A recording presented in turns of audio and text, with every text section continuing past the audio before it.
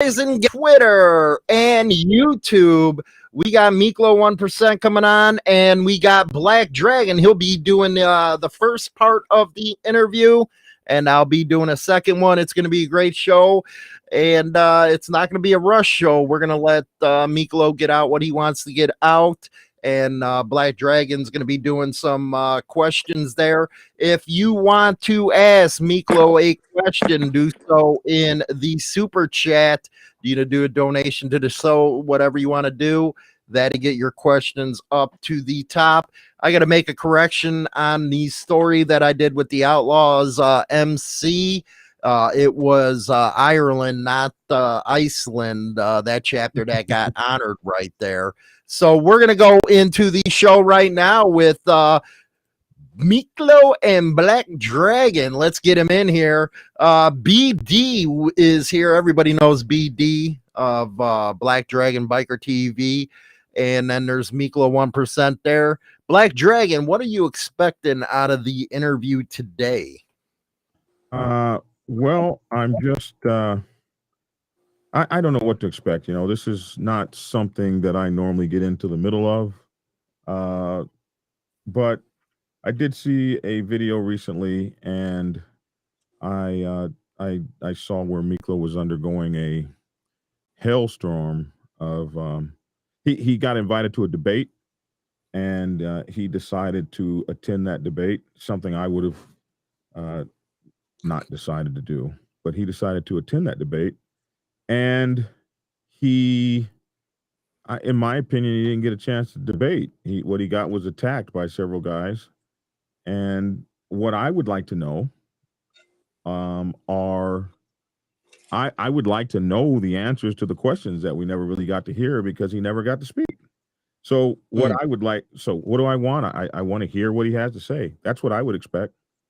Rock on. How about you, Miklo? What are you expecting to get out of this interview, as well as some of the points that you want to make during this session? Pretty much the same thing, man. I felt like during that debate, I wasn't really given a chance to speak my mind, speak my piece, and clear the air on a few things. And, I'm very thankful that you guys are giving me the chance to do that here. Rock and roll. With that, without further ado or hearing myself talk, go ahead, BD, you're on. Well, hey, Miklo, how you doing, man? I'm all right. How you doing, BD? I'm pretty good.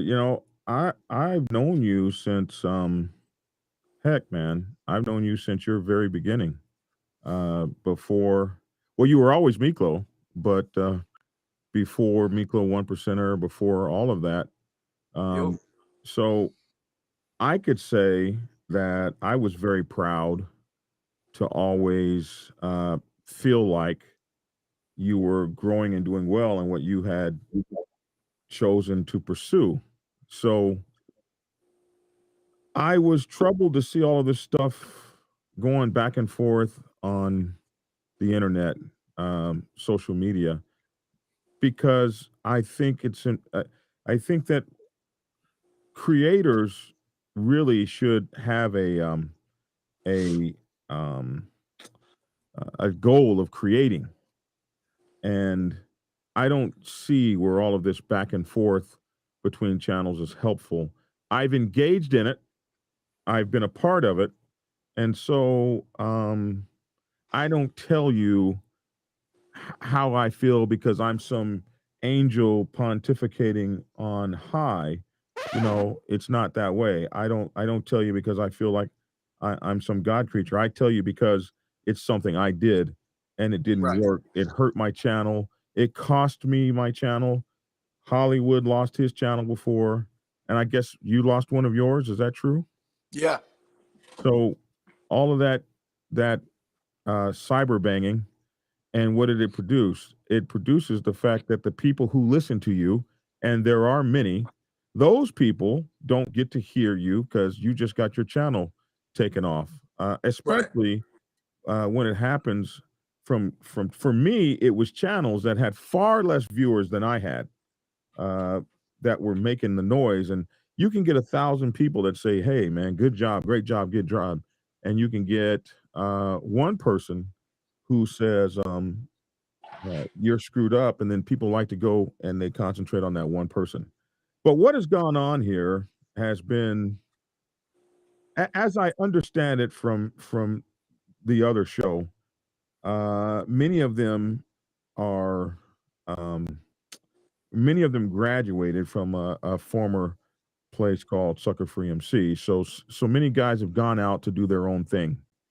And from what I gathered, there there was a there was the fact that they didn't like, or some folks didn't like, your portrayal of historic events. That somehow your account, though it was an account shared by many media sources, it was not an accurate account. And so when they began to try to correct you on that, the accusation is that you had a very negative and visceral reaction and you began attacking them. So to that'll be my first question. Did you have this visceral reaction, and did you start attacking them? And if so, why? Absolutely not, man. You know, my thing has always been respect. I give what I get. We give what we get.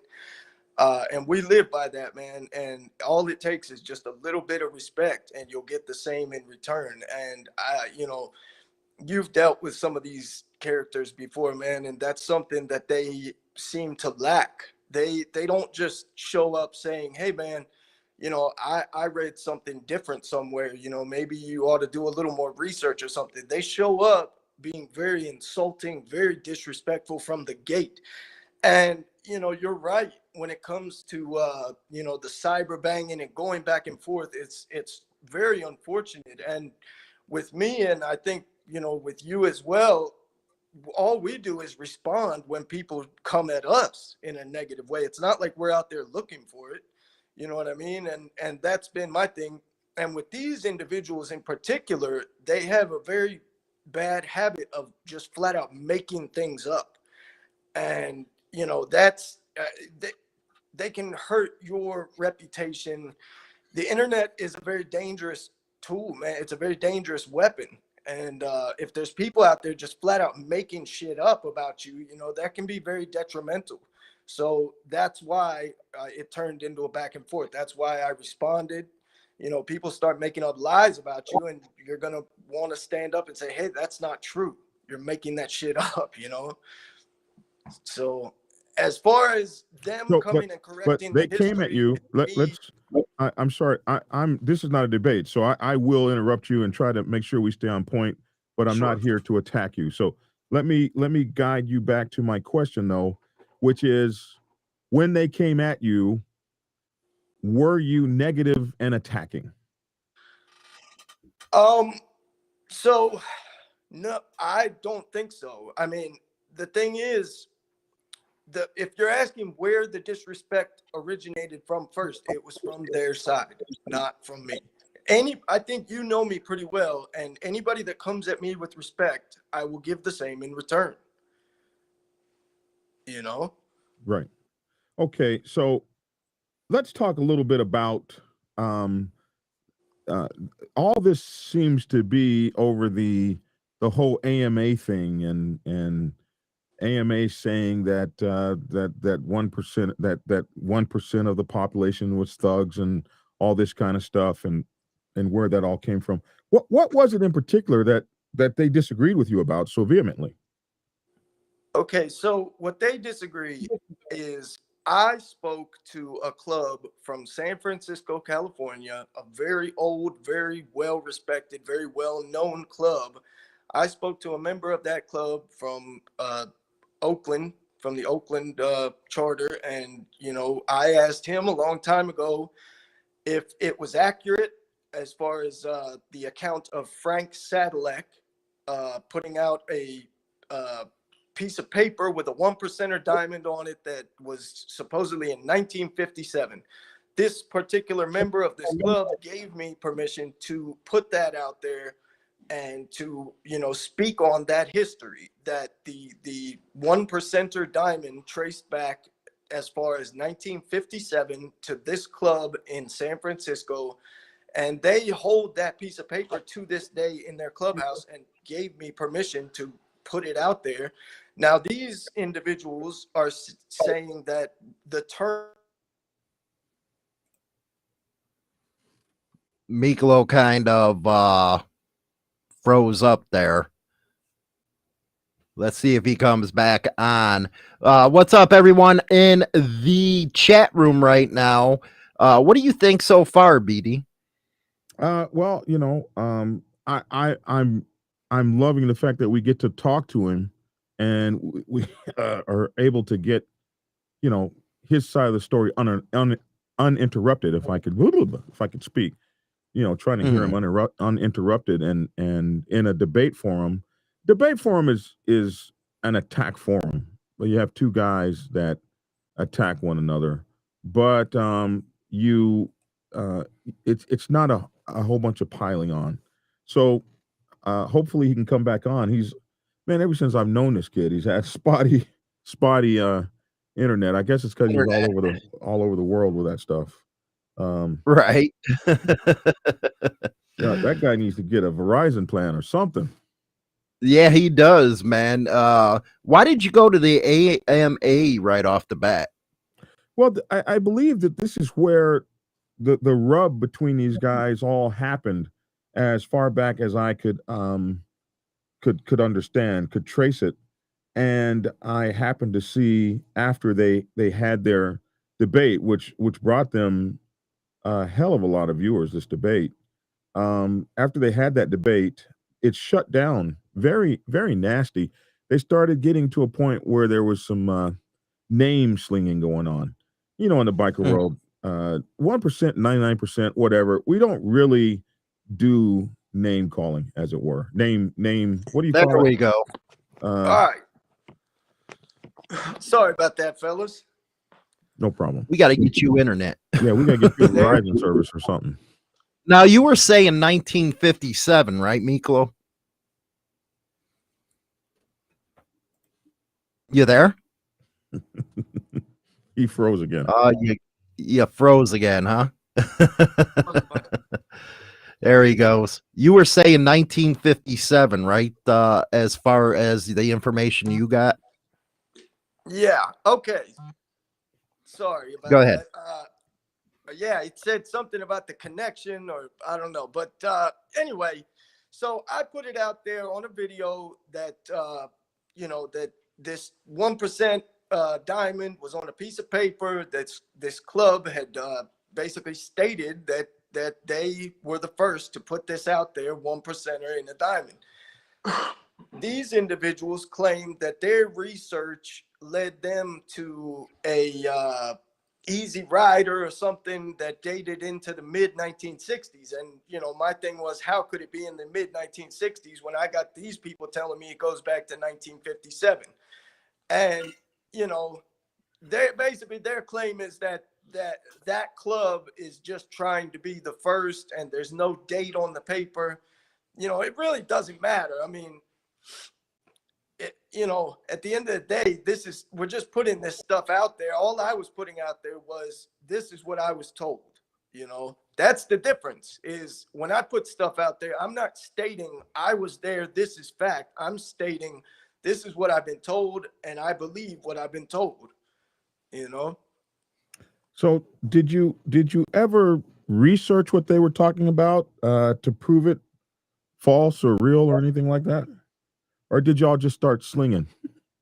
You know, I didn't put too much thought into it at all. It wasn't like this a big deal to me on who's right about the history. What this was all about to me was the disrespect. They started disrespecting me and making shit up about me. And that's how it ended up into a back and forth. I mean, if we wanted to talk about history, we could have a civilized conversation about history. That's what this turned into, was a back and forth immediately.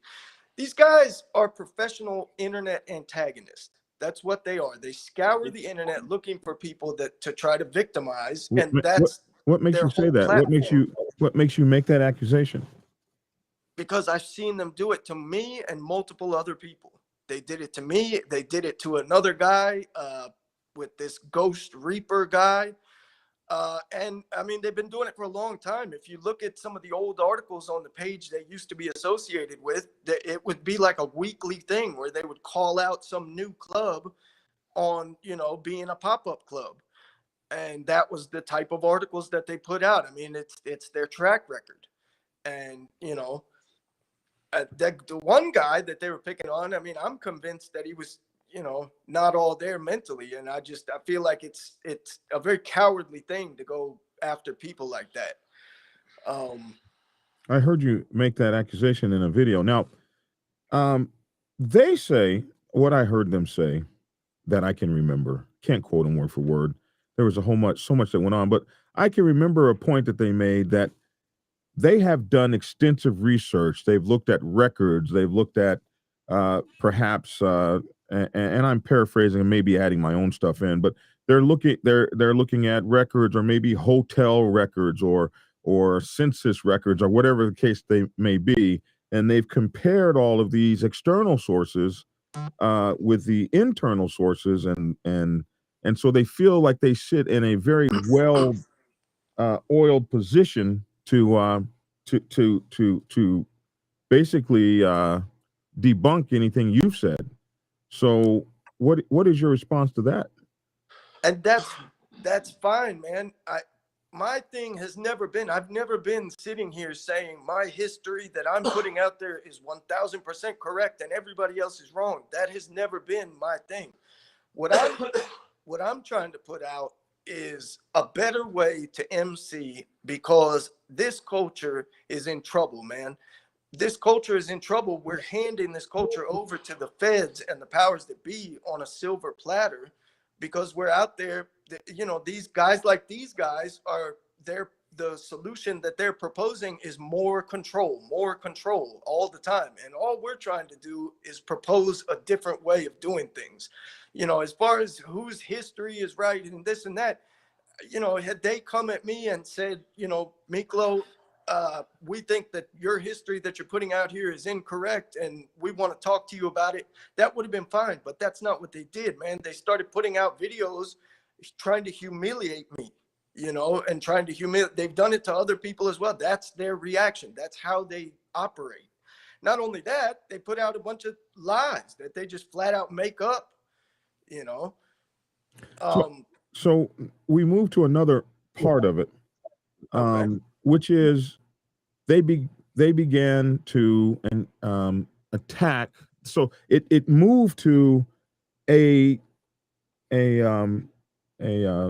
disagreement between 2 points of view and 2 points of research on a subject, which I can see that. I mean, there are some people that say King Tut was found in the Valley of the Kings, blah, blah, blah. And there are other people that say you haven't even found King Tut yet. I mean, so, you know, it's not uncommon that researchers would disagree.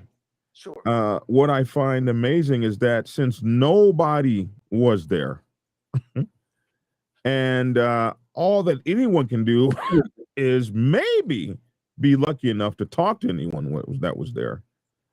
But memories phase, things like that, memories fog, and history has always been a story of the winners. Typically, Right. it's the winners that tell history.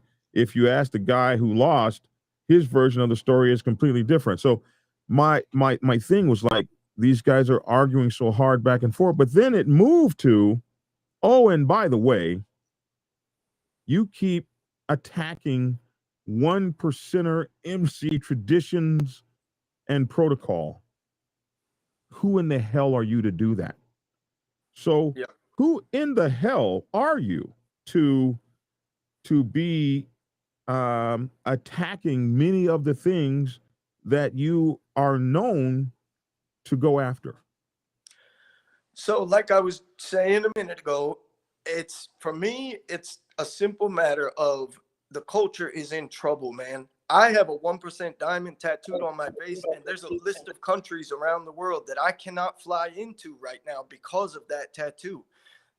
I have a friend who's a bikers' rights activist, and he said that he was arguing with a lawmaker, a lobbyist or something in her office one day. And, he was telling her, we're unfairly targeted as bikers and this and that. And all she did was pop open her desk and pull out a newspaper and plop it down on the desk. And it was a story about bikers killing each other, motorcycle clubs killing each other. And my point is, there has to be a better way, and there is a better way to MC where we're not out there shooting it out on the front porch of Outback Steakhouse every other week. That's all that I've ever tried to say. And these guys, their solution is more control, more control. The way we're going to solve this is with more dominance, blessings, more control. We got to control everybody. And all I've ever said is that's not the solution. The more you try to control, the more people are going to rebel, and the more violence you're going to have. And at the end of the day, I care about this culture. I don't want this culture to turn into what it has turned into in Western Australia and other parts of the world, where it's illegal to even have 1% MC tattoos and things of that nature. And all I'm trying to do is show people there is a different way. I know of 1% clubs out there that do not believe in any of that control, blessings, dominance stuff. And the way they operate is if you're out of our path, then we don't care. If you stay out of our way, we're not going to mess with you. We're not playing patch police. We're not rolling around trying to patrol everybody. As long as you're not stepping on our toes, that's all that matters to us. And that's the way it should be, man. But listen to me, Miklo. The question was, who are you that you can say that any of these things that you've been talking about? Who the hell are you? Because that's what this argument has come down to. I'm somebody that loves this culture and wants to see the best for it. I'm somebody that loves this culture and wants to see the best for it. Okay. So the next accusation, the next thing as your fight progressed was, well, who the hell even are you in with respect to you haven't even been on the set long enough to be making the accusations that you make? What is your answer to that? We started building Los Perros Motorcycle Club in 2012. It was what was called a bike life crew. I don't know if you're familiar with that term, bike life crew. It's a group in a major city of guys on dirt bikes and four-wheelers that basically get together and ride around, running through intersections, doing wheelies and stuff like that.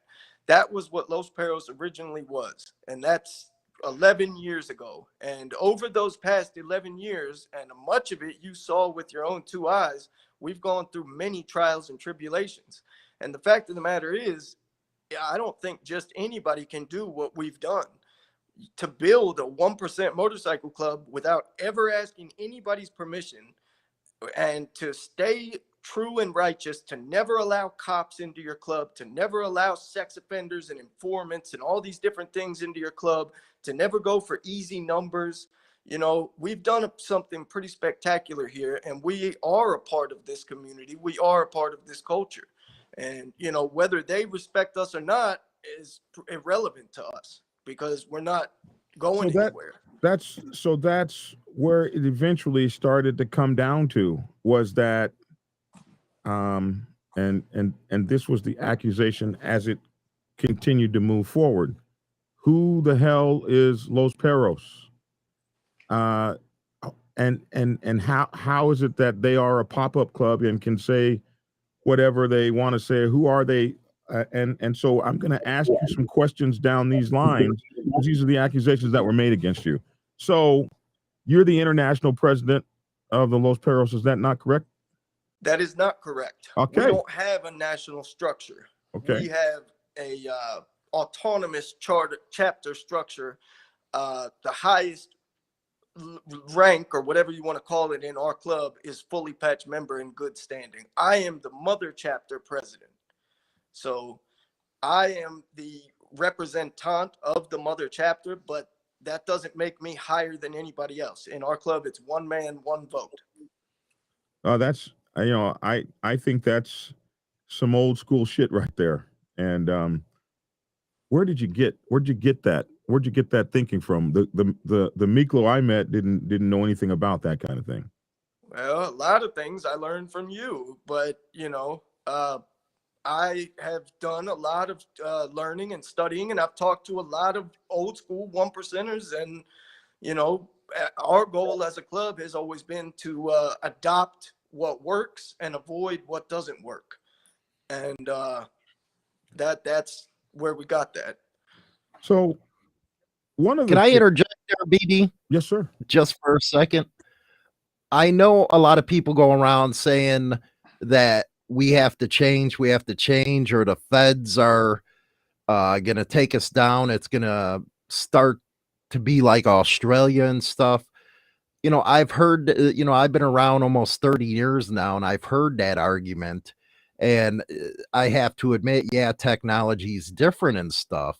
But as far as tradition is concerned, a lot of the older clubs really didn't care. True. They didn't care whatsoever. They did their thing, and they had a fight. They had a bleed to get where they're at.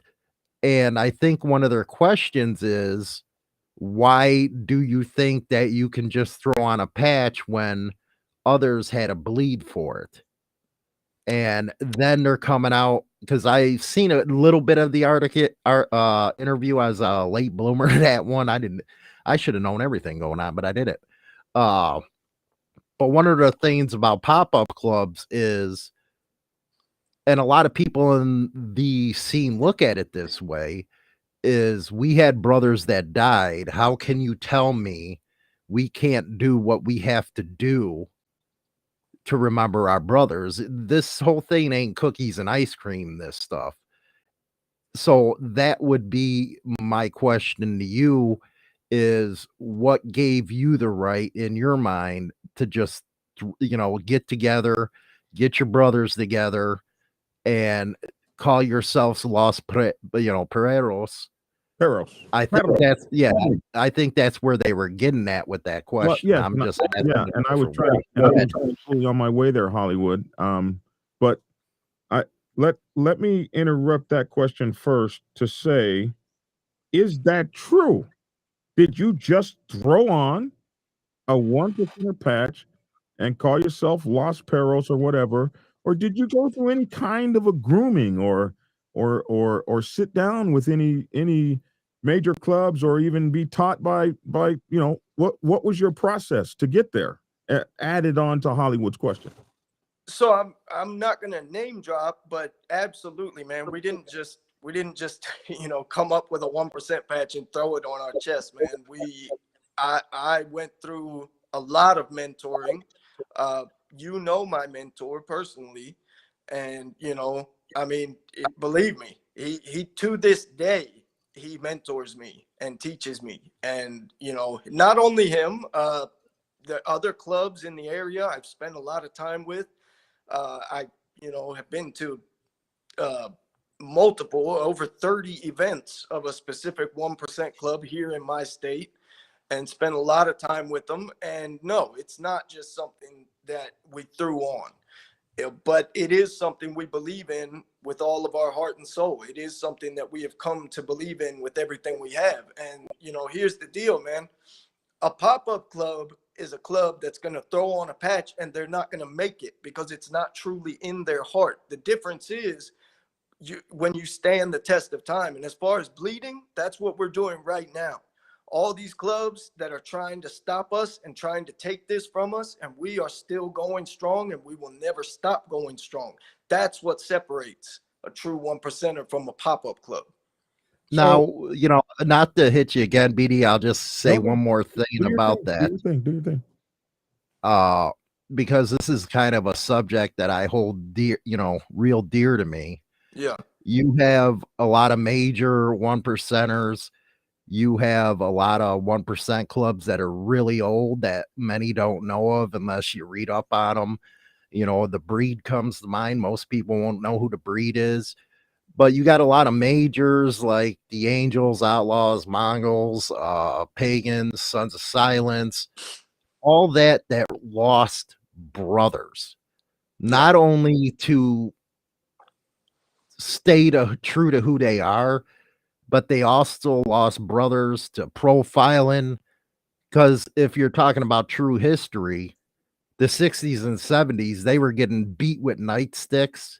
Sure. There was one incident in the 70s where an outlaw got killed by a cop, Right. and brothers died for what they felt was right. They died for who they were.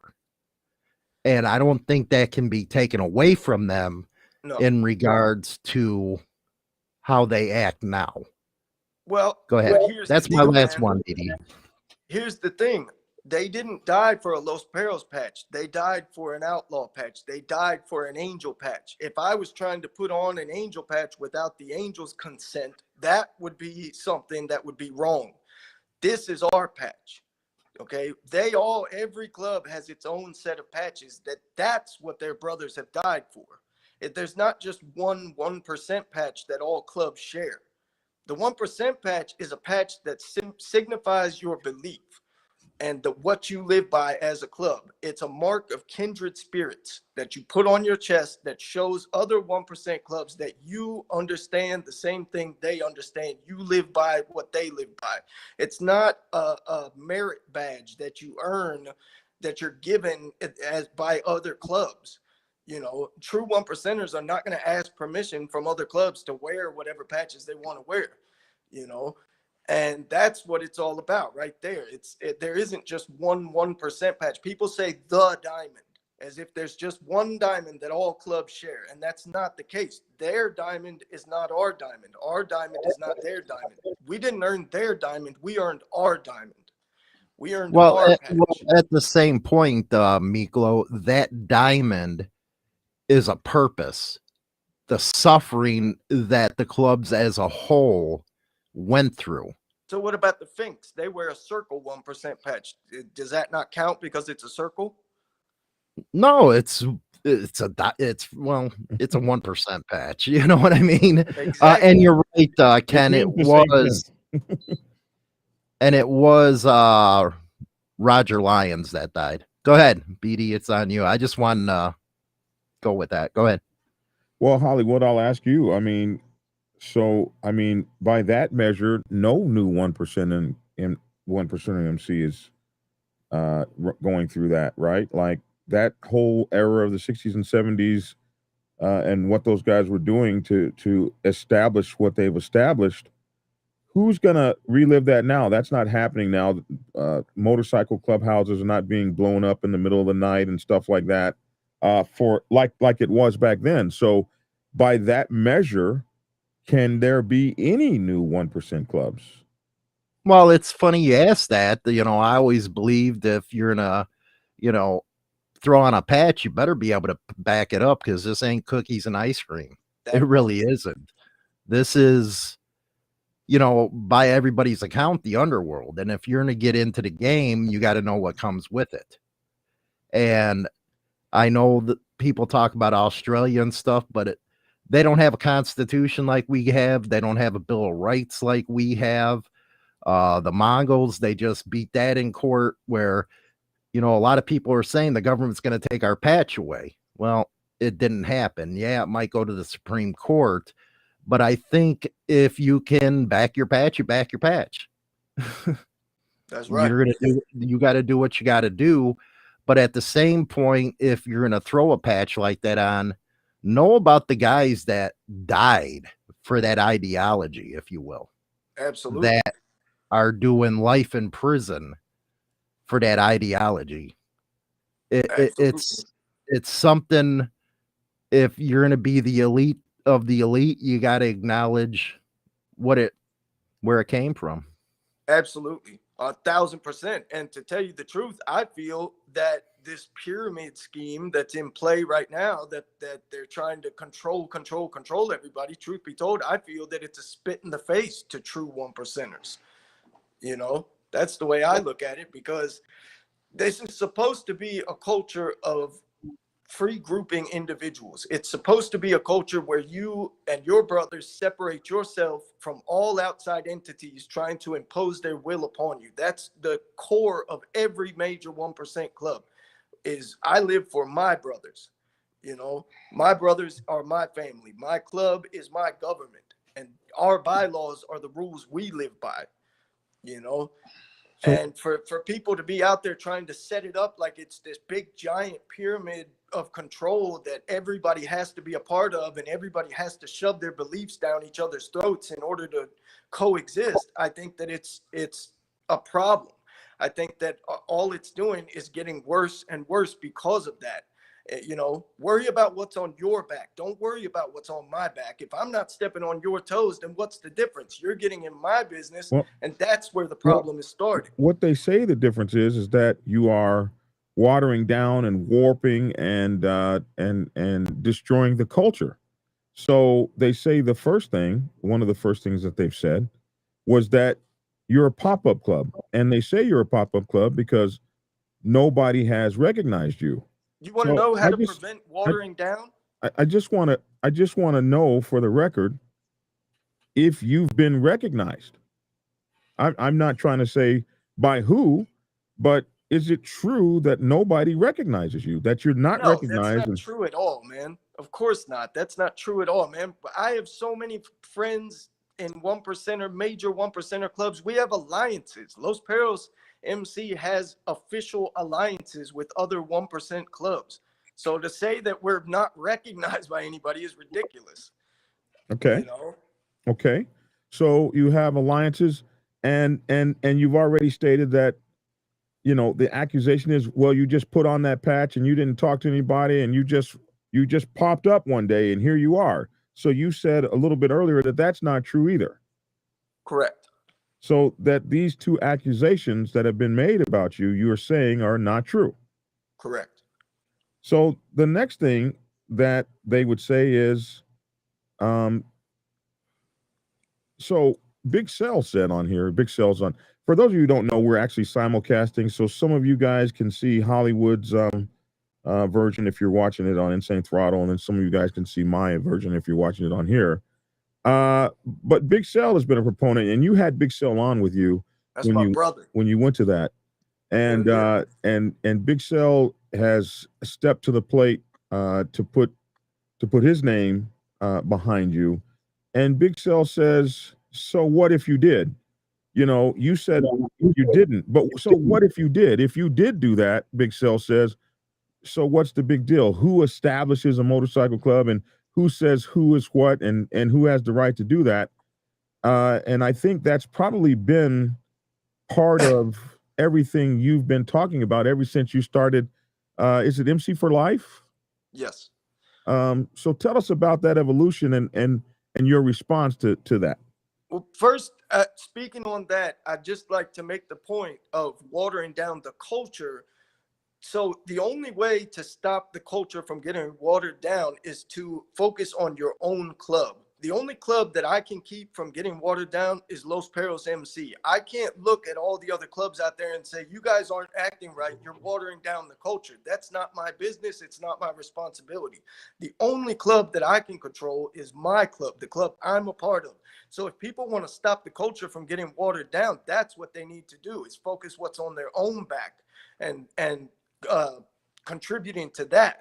Giving to that instead of looking around and trying to control everybody else and what's on everybody else's back. That's not going to stop the culture from getting watered down. The culture is getting watered down from within these clubs, you know? So I apologize. I just wanted to speak on that. What the question you asked was. So Big Cell said, so what if you did? So what if you decided to just put a patch on your, what if you didn't go through anything? Big Cell says, who creates, who says, what's a club? Who is the person that establishes that? And so I was just wondering, since that has been that argument, that presentation has been a part of everything you've done since you started MC for Life, since I met you. When I first met you, I thought you were going to get yourself killed. Right. I kept saying, Miklo, what the hell is this you're writing? What are you doing?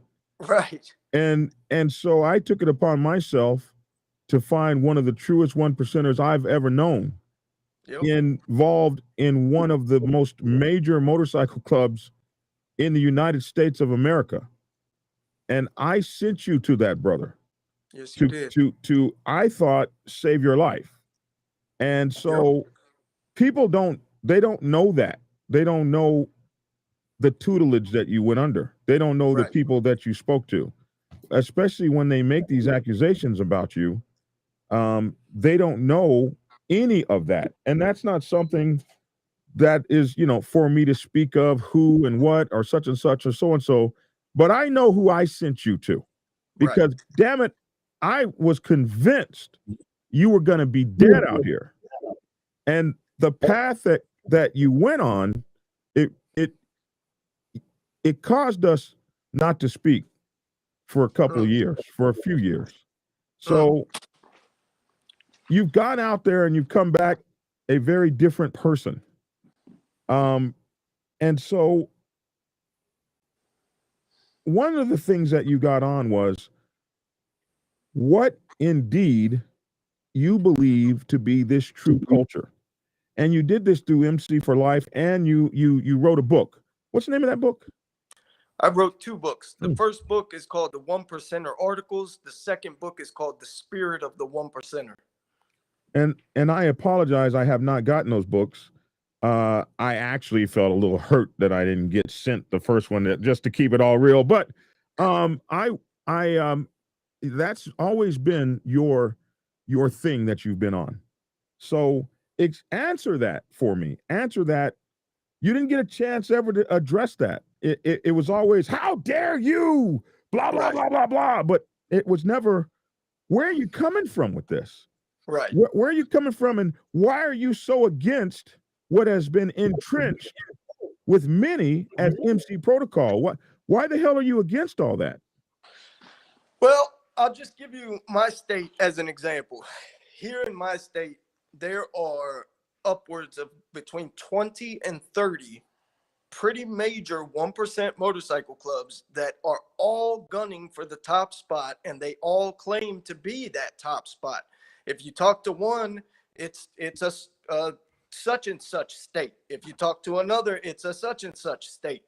And that type of system, to me, there's this old saying that intelligent people are doomed to a life of torture. And there's no way an intelligent person can look at a system like that and not see all the flaws. It's a flawed system. It's a very broken system. And the problem is there's a lot of people out there that would choose comfort and to have the path laid out for them rather than having to stand on their own 2 feet and embrace freedom. They prefer safety instead of freedom. And I cannot live like that. I cannot just fucking put my head down and accept people taking full advantage of me and just go along with that path, So, and that, I believe, is what separates true 1%ers from other people that want to be in this culture and just want to go with the flow and, do whatever they're told and pay money every month and, sign their life over to whoever and let them fuck their old lady, whatever. That's the difference. I can't sit back and go along with that type of stuff, man. Hollywood, you were saying something? Yeah, I wanted to jump in here before you went down this path. Now, I find it very interesting that people say, we're going to lose the culture. We're going to lose this and that. Yeah, I do biker news. A lot of people don't understand that's international stuff where, yeah, you're going to see stuff that's happening every day.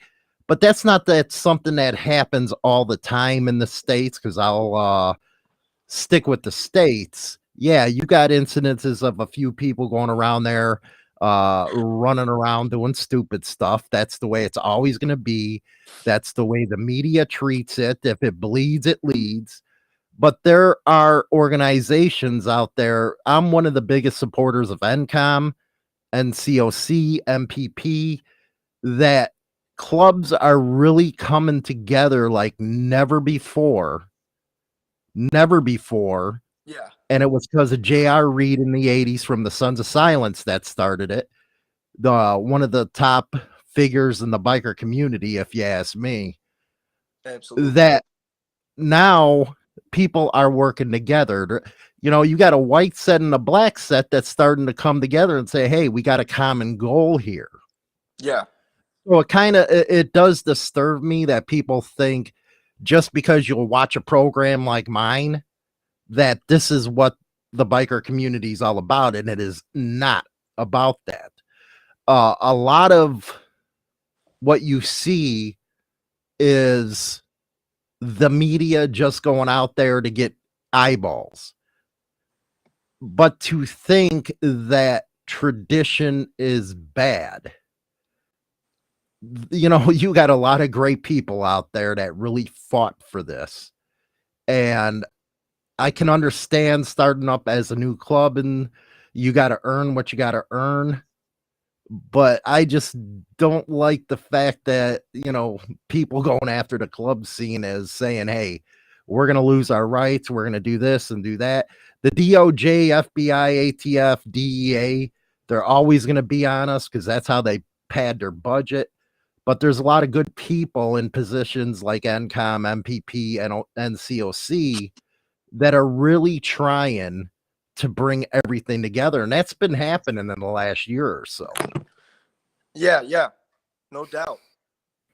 You know, I just wanted to get that out, BD, because, you know, a lot of these guys are really getting banged on because we do biker news. Me and you, they get banged on and they have a right to be pissed at us because we do that kind of programming.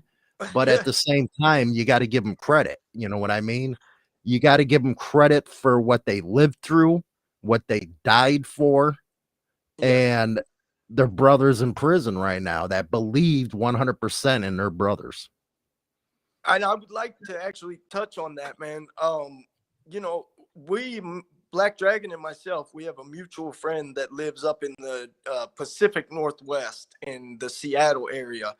And up there, they have been fortunate enough to get anti-profiling laws passed in the Seattle area. And we talk about it all the time. And, you know, the way he explains it is, you know, clubs came together and kind of said, we have to slow down on the bullshit. We have to stop the senseless violence because we're pushing for these anti-profiling laws.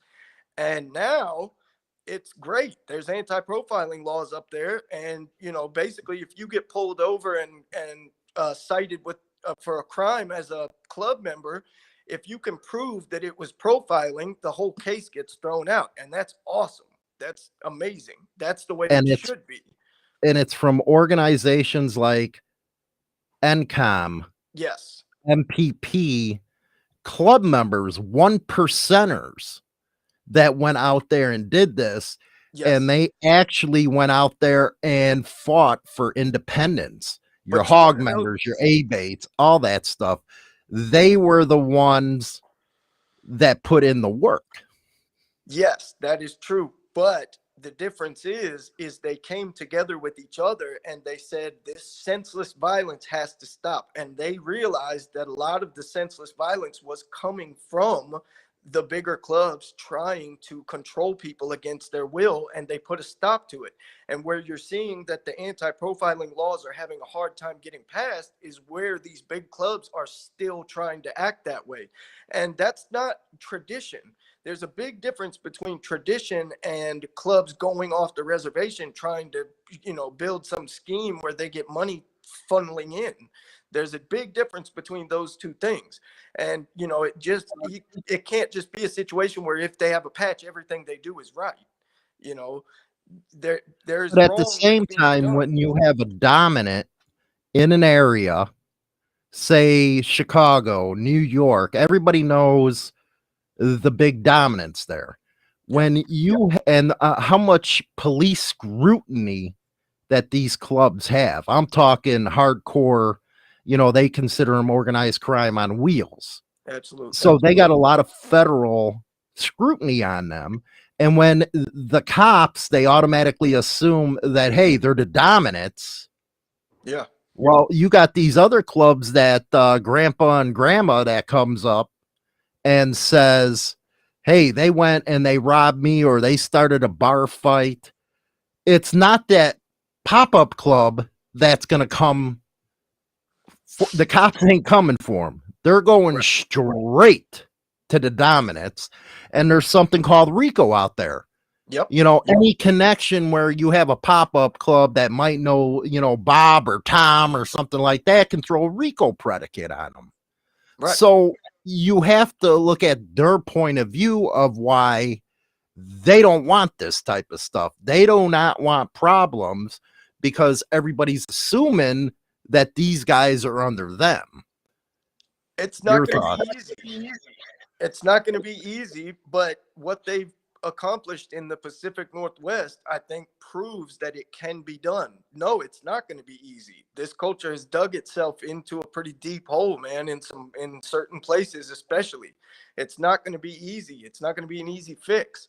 But that's what I'm trying to do, is trying to show people and present people with another way of looking at things and doing these things. You know, believe me, listen, I'm all about certain traditions and I live by what I've been taught. I'm not saying throw tradition out the window. What I'm saying is try something a little different. Try inspiring people to follow your lead instead of trying to force loyalty. You can't force loyalty. You must inspire loyalty. You can't force loyalty. True loyalty cannot be forced. It must be inspired. And that's all I've ever been trying to tell people, is this idea of trying to control with force is not going to get us anywhere. It's only going to hurt the culture. So, I want to get back a little bit towards the debate. There were still some more issues I wanted to cover in there. There was a lot of accusations made. So forgive me for steering us back to that, but you know, I want to get these digging questions out because there were a lot of accusations made. So yeah, let's go to the, and I've heard this one personally. So let's go to the, you know, always hiding, never riding, always riding, never hiding.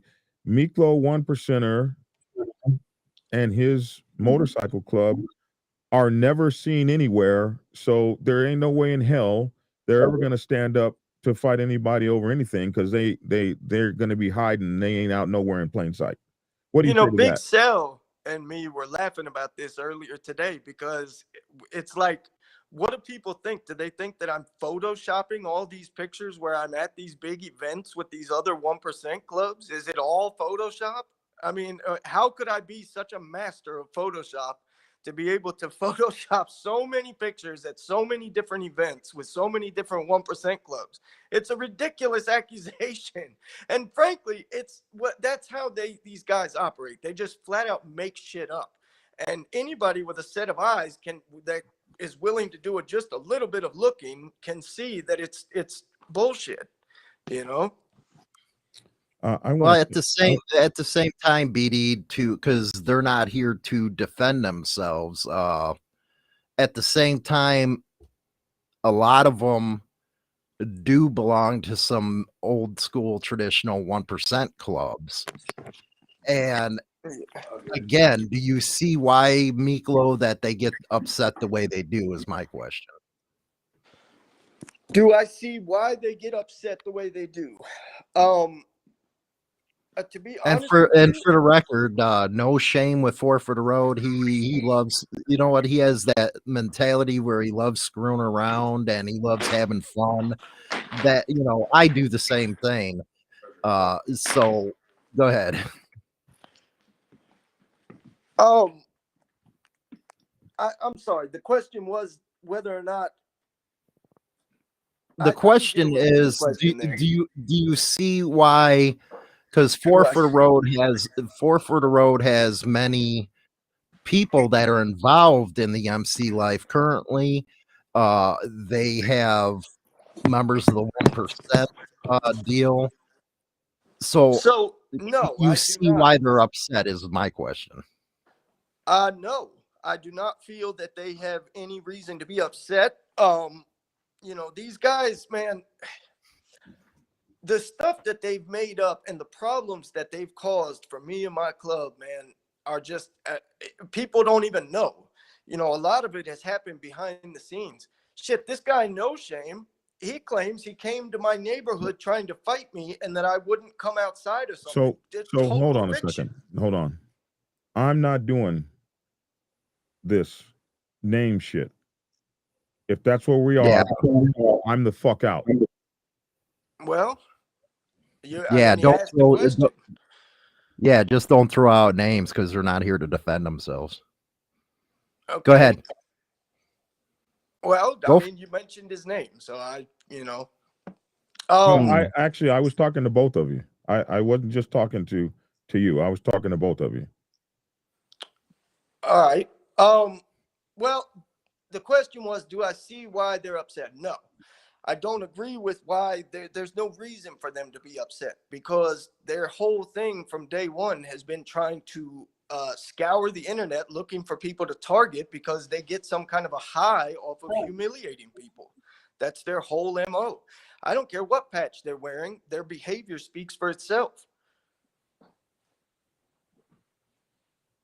So that's my answer to that. It has nothing to do. It has nothing to do with clubs. If their club was to contact me on a club level, that would be a totally different story. They don't even wear their patches on the internet. You know, they're on there as individuals, operating as individuals. So no, it's a personal thing. It has nothing to do with their club being upset that we wear patches or anything like that. I've got friends in their club. Well, what about requesting a sit down then? That's never happened. Well, have you requested one? Kind of sit down with me. All they've tried to do is humiliate me publicly.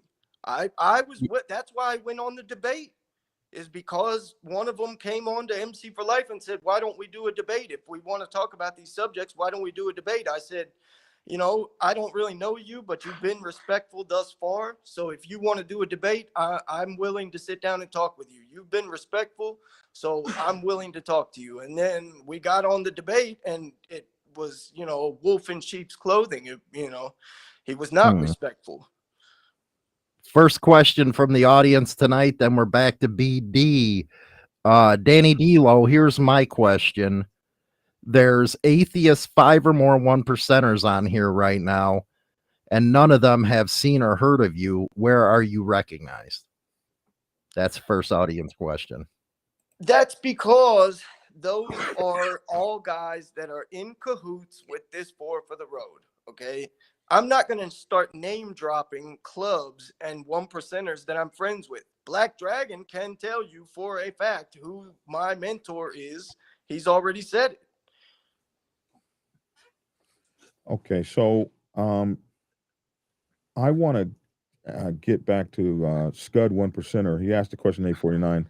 First of all, I apologize. I am just now bringing up Hollywood's chat line since I'm doing mine on my own channel, and I didn't realize. Where is that BD so I can put it up on the video? 849 from Scud 1%er.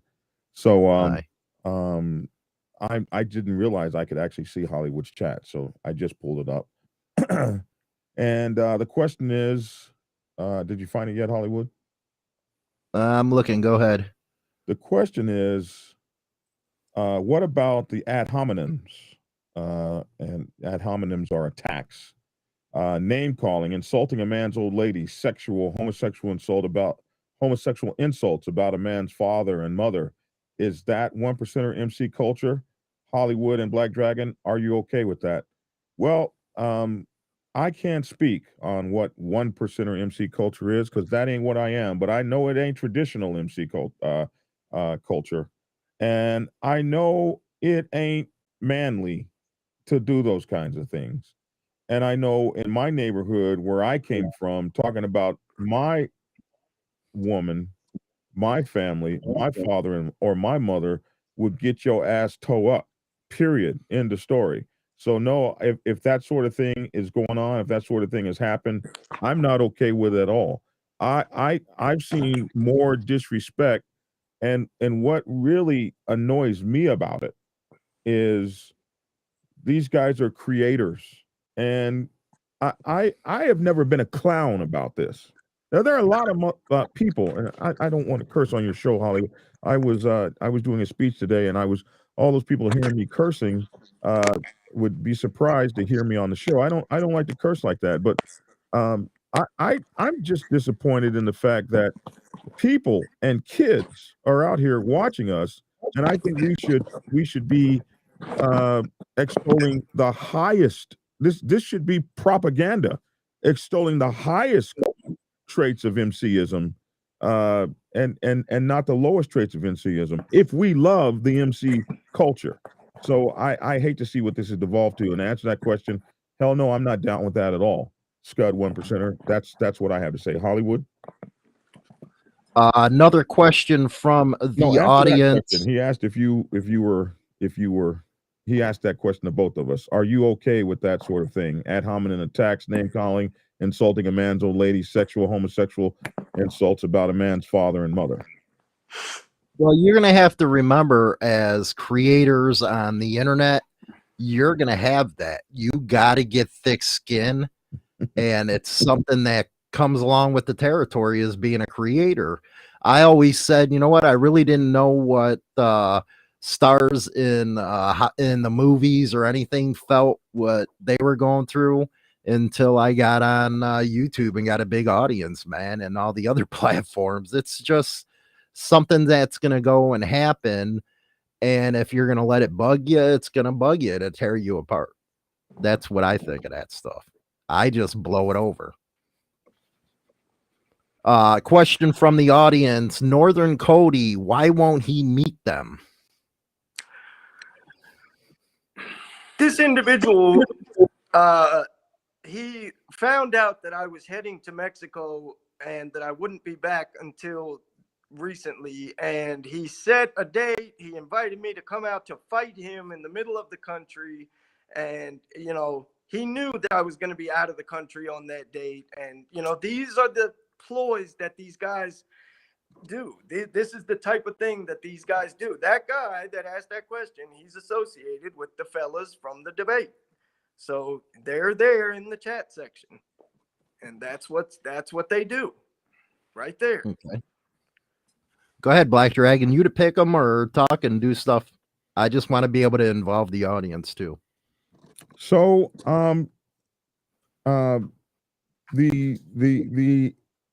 the idea is that, or what I've heard said, and you know, if I get too personal, it's okay to say, you know, I'm not answering that, or shut the fuck up, or let's move on to something else.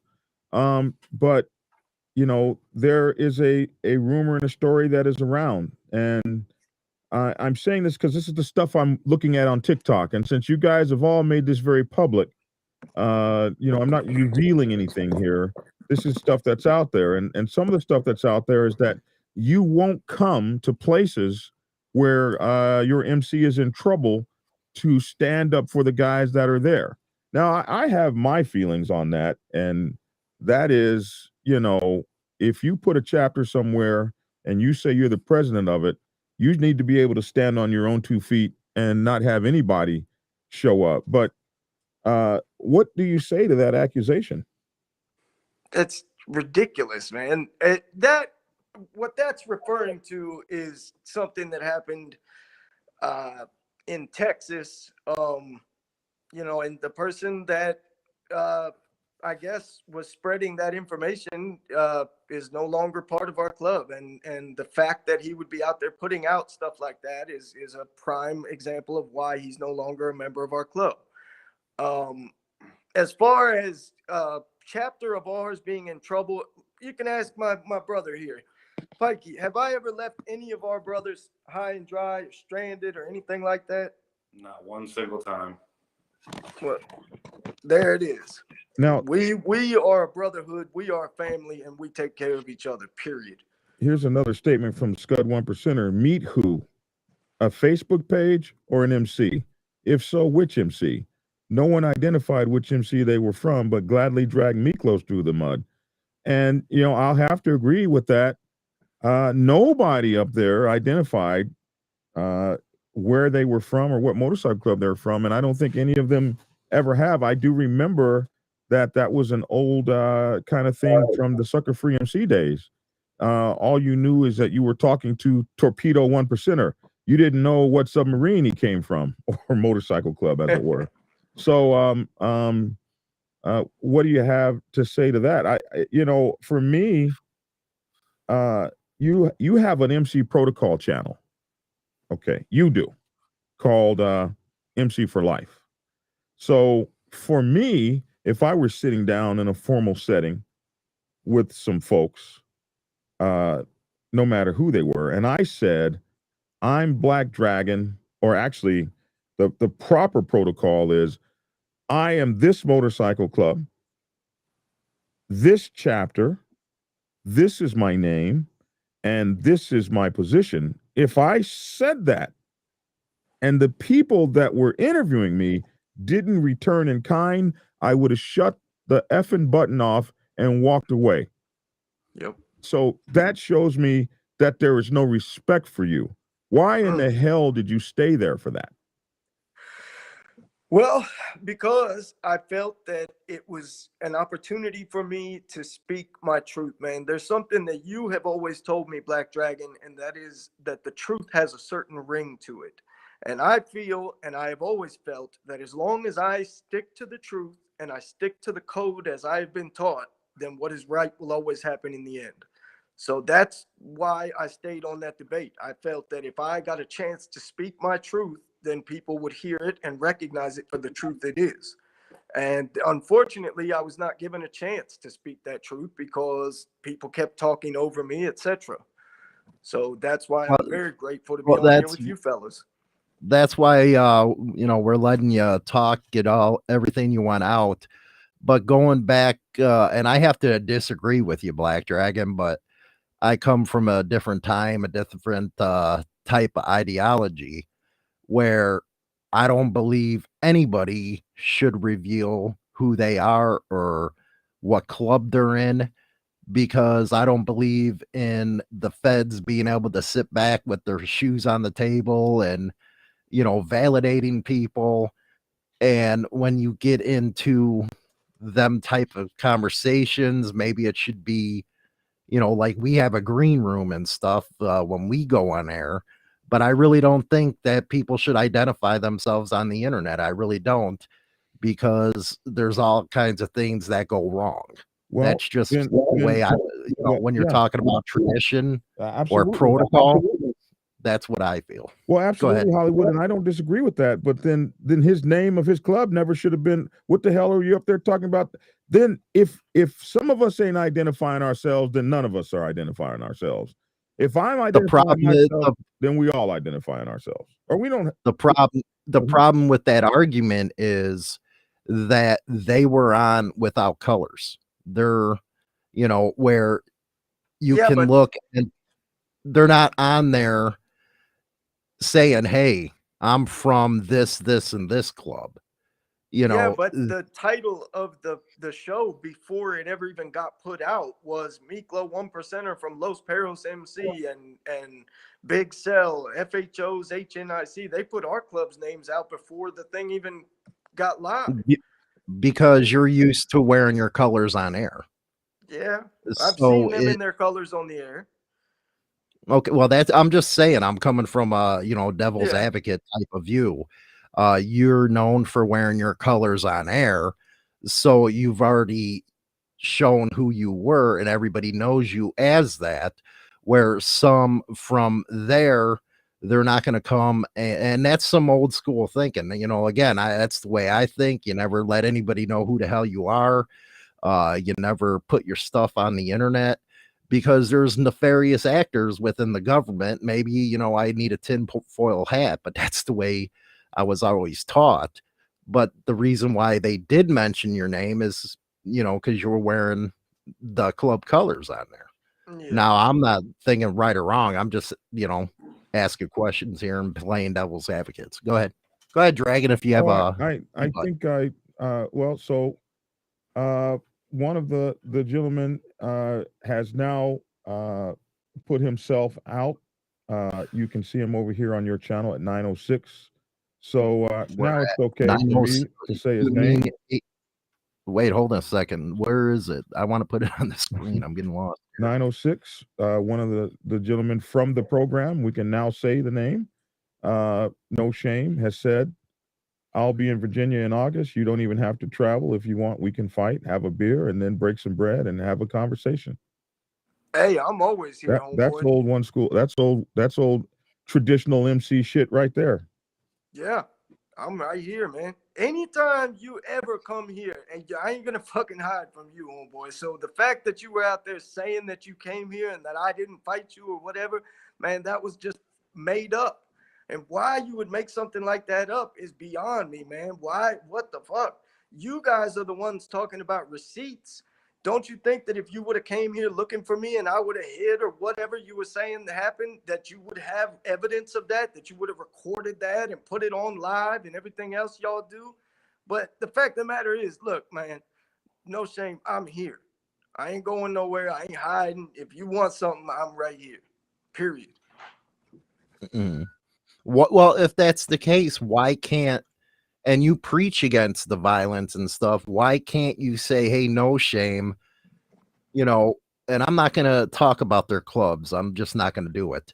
Why can't you have a couple people sit at a table with us and discuss our differences? Because that's what it's all about anyway, is trying to, according to a lot what I heard tonight, is getting away from the violence, coming to the table.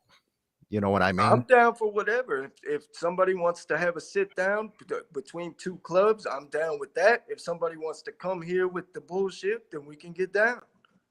It's that simple. But is that in the spirit of trying to work things out? Is what I'm saying. Yeah, I think, you know, you spend a lot of time saying that that's not what you want to promote. I would, so, you know, I don't want to be on a channel where at the end of this channel, two people got together in the desert and beat each other's brains out. I don't like that.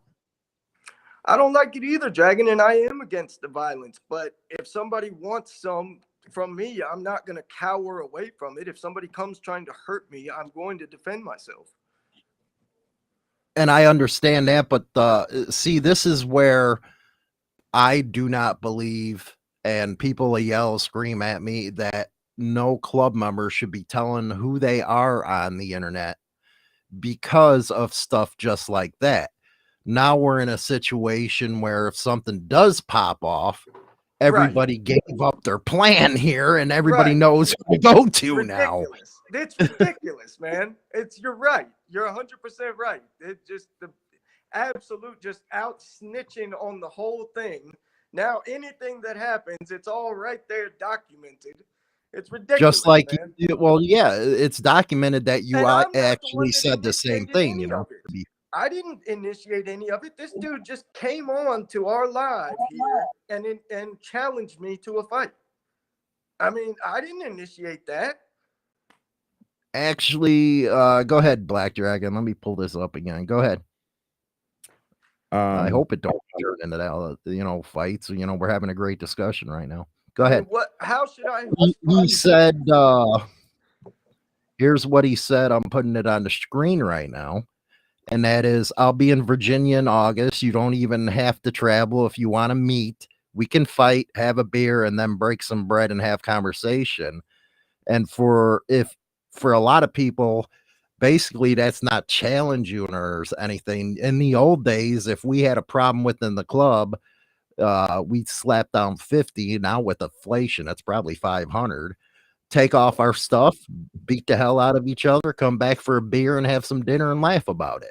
That is the ultimate show of respect there. That's the ultimate show of respect to say, you know, let's have a beer afterwards, and still being willing for a conversation. But I'm down like a waterfall.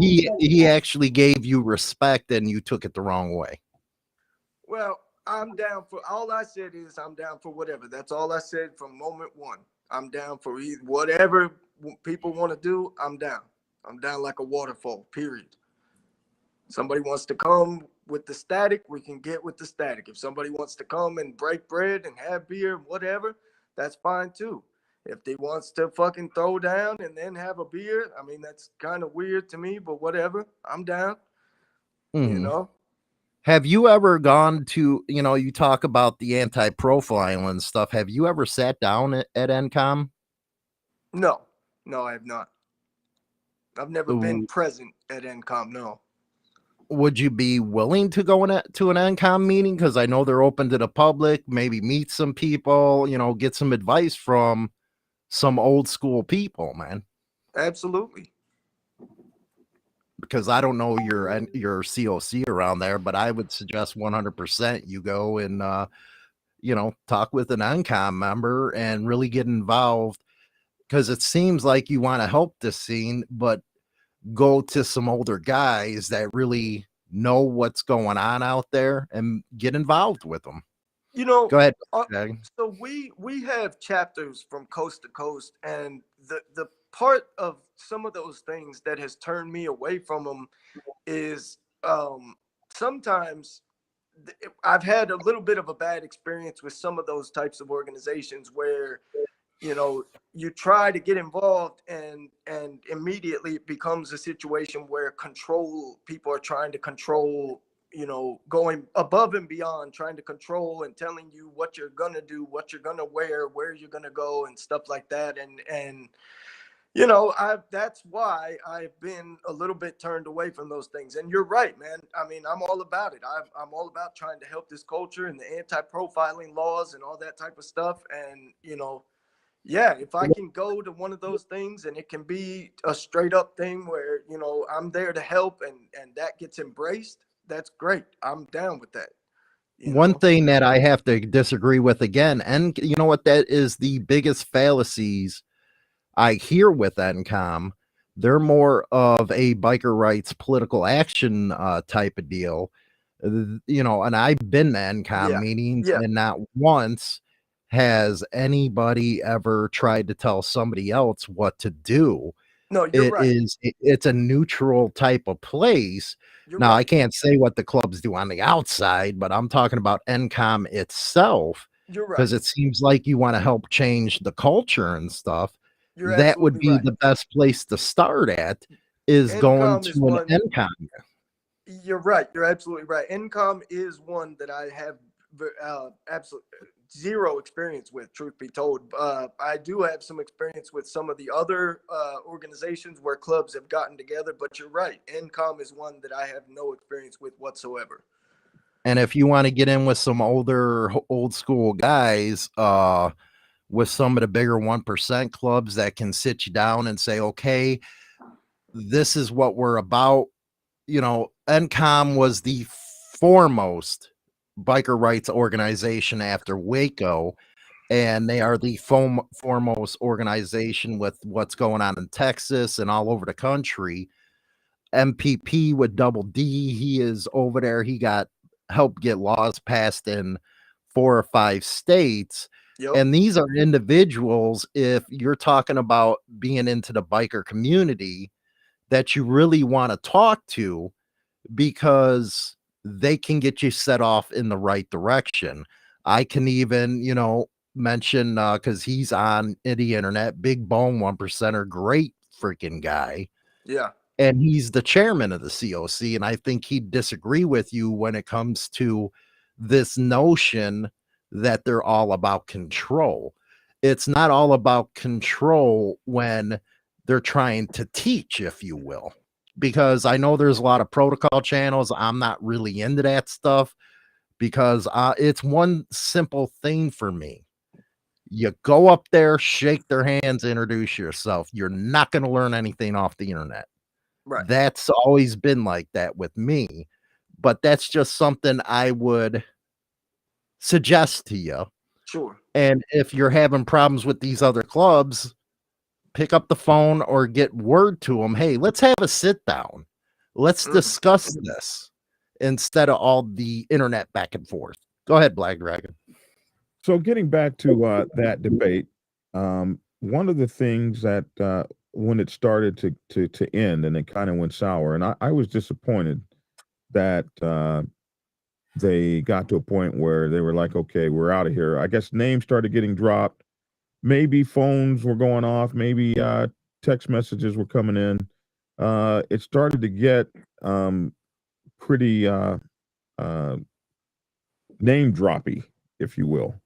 But there were some accusations that you were going around putting pictures on the internet of various one percenters from 1% clubs to bolster your club or to give yourself credibility, whatever they would say that the reason was for.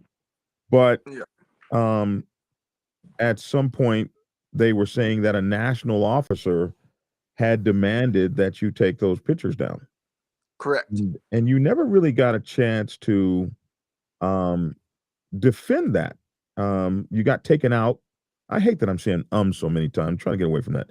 But you got taken out before you could finish that train of thought. And I don't want I don't want there to be any name dropping. But I don't. I'd like for you to, if you never got a chance to finish that thought, and it really left, it was a hanging participle, if you, Yes. and I'd like to know about that Okay. from your So, point of view. well, and you're going to have to endure a little story here, and I'm not going to name drop anything, but it just ties it all together. So, 2021, New Year's Day, 2021, a couple days after that, a dear brother of mine died. I was in Mexico and I was not able to come back to make his funeral. He was from said club of the national officers. I was not able to make his funeral. I put out a tribute to him with the permission of his brothers on MC for Life. And that said national secretary saw that tribute, started asking around about me. A lot of his brothers loved me, thought very highly of me, and he got to these guys from Four for the Road, I guess, and they said, "No, don't. That guy's using your club to bolster his image, and he's using your club. You're gonna let him do that?" So out of nowhere, this guy that I had never even met before, I've been to 30 events of his club. I never met the guy. He's one of the only guys that I've never met in that club. He starts calling around telling people that I need to take down these pictures with his brothers and all this stuff. He's the national secretary. He's going to be in charge of social media. He has that right to call people around. Well, a very dear brother of mine was the national VP at that time of 2021, January 2021. Very dear brother of mine was the national VP of that club, and he contacted me and said, "Don't you take anything down. You're my brother. I don't care what anybody says. If they have a problem with you, they need to talk to me." And that's what I was trying to say on that before they all started jumping around like children, and wouldn't let me finish what I was trying to say. And that's a fact. That just is what it is. That's not making anything up. That's not false information. That is the way it went. And when you've got somebody who is your brother, who's a higher on the food chain, higher up national officer, who's telling you, "Hey, I know that this guy's saying this, but listen, don't do anything until I talk to you. I'm your brother. I'm telling you, this is what it is." And I mean, he is my brother to this day. you know he's no longer with that club, but at that time he was the national VP, and that's a fact. Okay, so I'm glad you were able to clear the air about that, or get your point of view out about that. So one of the things that uh, they have taken great issue with is your statement often that every club was a pop-up club at one time. Is that something you said, and would you care to explain it? I don't think I've ever said every club was a pop-up club. I think that that's a running narrative that a lot of people say in the comment sections. I don't think I've ever used those words, but I have often said that every club started out at some point. Every club went through a lot of the same things that my club is going through. And a lot of founders, I relate with a lot of founders, because the things that you go through when building a club from the ground up, especially a club that's going against the grain and getting told they can't wear their patch and they can't be here, they can't ride, They can't call themselves this. They can't do that. A club that is able to push through that and continue to grow and stand the test of time, it takes a very, very special type of individual to lead that charge. And I have a special connection, I feel, with a lot of the founders out there. And I feel like I've gone through a lot of the same things that a lot of them have gone through. And, that's why I say, a lot of clubs have gone through this. Every club has gone through this. Every club that has stood the test of time at one time or another had somebody telling them they shouldn't be doing what they're doing. Let's get out the fallacy of the early clubs were pop-up clubs or the founders of this one or that one. In all honesty, if we're talking about history, the clubs started as race teams. They weren't the clubs that now. We have some very old, awesome clubs out there like Galloping Goose or the Booze Fighters. A lot of these were racers. Sure. And actually, a lot of people ask about the term, outlaw motorcycle club. And it came into effect because they were going against the grain with the AMA, not because they were raucous, but because they wouldn't compete in their circuit. So we have to remember when people say, well, all clubs were pop-up clubs. No, they weren't. Right. They were actually race teams that evolved into MCs. Not all of them, though.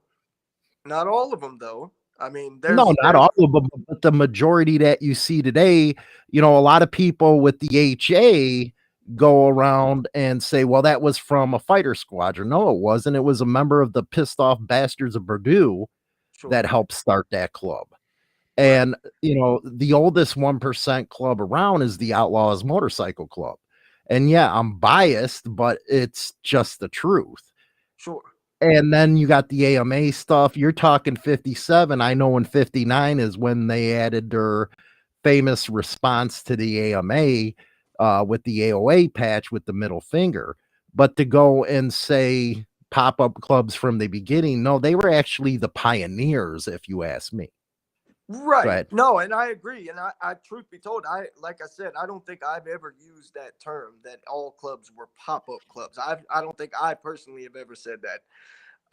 But I have said that everybody started out at some point. Everybody went through the trials and tribulations of being the new guy on the block at one point or another. And that's something that people need to understand. People act like these guys were shot down in a lightning bolt by Zeus. Everybody started out at some point. And back then, those guys you're talking about, the people that were telling them they shouldn't do what they're doing was the AMA, the cops, society, politicians. Every club that has started out always had somebody telling them you shouldn't be doing what you're doing. You shouldn't be wearing those patches. You shouldn't be doing this. You shouldn't be doing that. And they said, guess what? We don't care what you think. We're doing what we want to do. We're with our brothers. This is our brotherhood, and we're not going to stop for you or anybody else. And that's why they're still around today. Didn't they put the blood in? Didn't they die for what we're having today? Serving the time, they had to go through a different period. So essentially, there's a short list of clubs that are allowed to be 1%ers. Is that what it is? There's just a short list I'm just getting back. Well, they earned it. They put in the work on the street. Well, you have to. Well, just like your buddy who you said was at the top of the food chain, so you acknowledge that there's a food chain now. But what I'm talking about is, they're the ones who set the example. Yes. So when you say in context, he said at the top of the food chain within his own motorcycle club. Right? At the same time, though, I thought he didn't have a food chain in the motorcycle club. It's a charter system. That's just when that was the top of the food chain in the other motorcycle club that we were talking about. That I was right then, DD. So he acknowledged it was another type of deal. But I'm just saying, because of the pop-up club thing, where everybody's going to have their thing of history, but I do know that a lot of guys got a lot of beatings from cops. They were It used to be where it wasn't, before 1994, I call it the rub invasion. It really wasn't cool to be bikers. One of the main reasons clubhouses came into effect is because the guy couldn't even go down to the bar without being harassed or beat the shit out of by a cop. Well, So I think but those are it's special people compared to today. Go ahead. but it's like you said, Hollywood. If you want to put on a patch, you better be willing and able to defend that patch. And I'm going to tell you right now, there's a lot of things that I'm not going to talk about on the internet that my club has gone through in defense of our patch. And, this hasn't just been all jelly and what did you say? Ice cream and donuts. Ice cream and ice Right. cream, cookies and ice cream, man. Believe you me, that's not what this has been at all. I mean, here's the thing, man. You put on this patch right here, a 1% patch, and you're able to stand the test of time, that speaks volumes onto its own, No, I agree. But most clubs that we've seen now, they don't even last a year. Exactly. And then when you see some of the old clubs that really went through it, a year is the probate period or prospect period. Right. And I can I agree. see where they're coming from, but I'll go back to my earlier suggestion is if you're encountering this kind of harassment, have a sit down with the clubs behind the scene and get involved within the community. Because one thing I said about joining NCOM, if you're a new club, go to your local COC, go in there, meet your connections, shake some hands, and guess what? It ain't only going to be you. Now you're going to have 30 clubs at your party. You're going to be able to go all over the place without worrying about it. I got to be honest, we're not really facing harassment from other clubs. We're facing harassment on the internet from an internet group whose entire MO is scouring the internet looking for people to try to humiliate. I mean, we're not here because Los Perros is getting harassed by other clubs. That's not the problem. That's not a problem. We don't have that problem. We're not running scared from other clubs. No, I didn't say you were. I'm just saying that this is the problem on the internet. Go ahead, BD. I know I haven't been hitting questions yet. That being the case, Miklo, why give them any? And you said it earlier. You wanted to get your point out, but you wanted to get your point out to an MC group, or rather a social media group. I mean, it doesn't.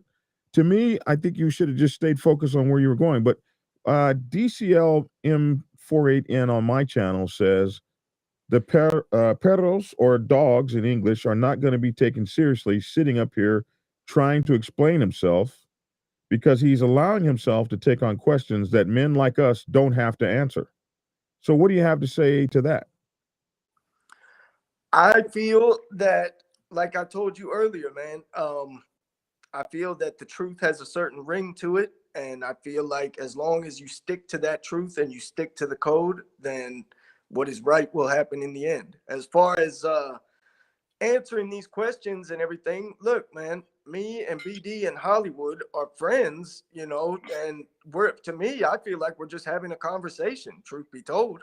I mean, I don't feel like I'm being attacked or defending anything. I feel like we're just here having a conversation. And the questions that BD and Hollywood are asking are questions that I'm A-okay with. I don't have any problem with anything they've asked me thus far.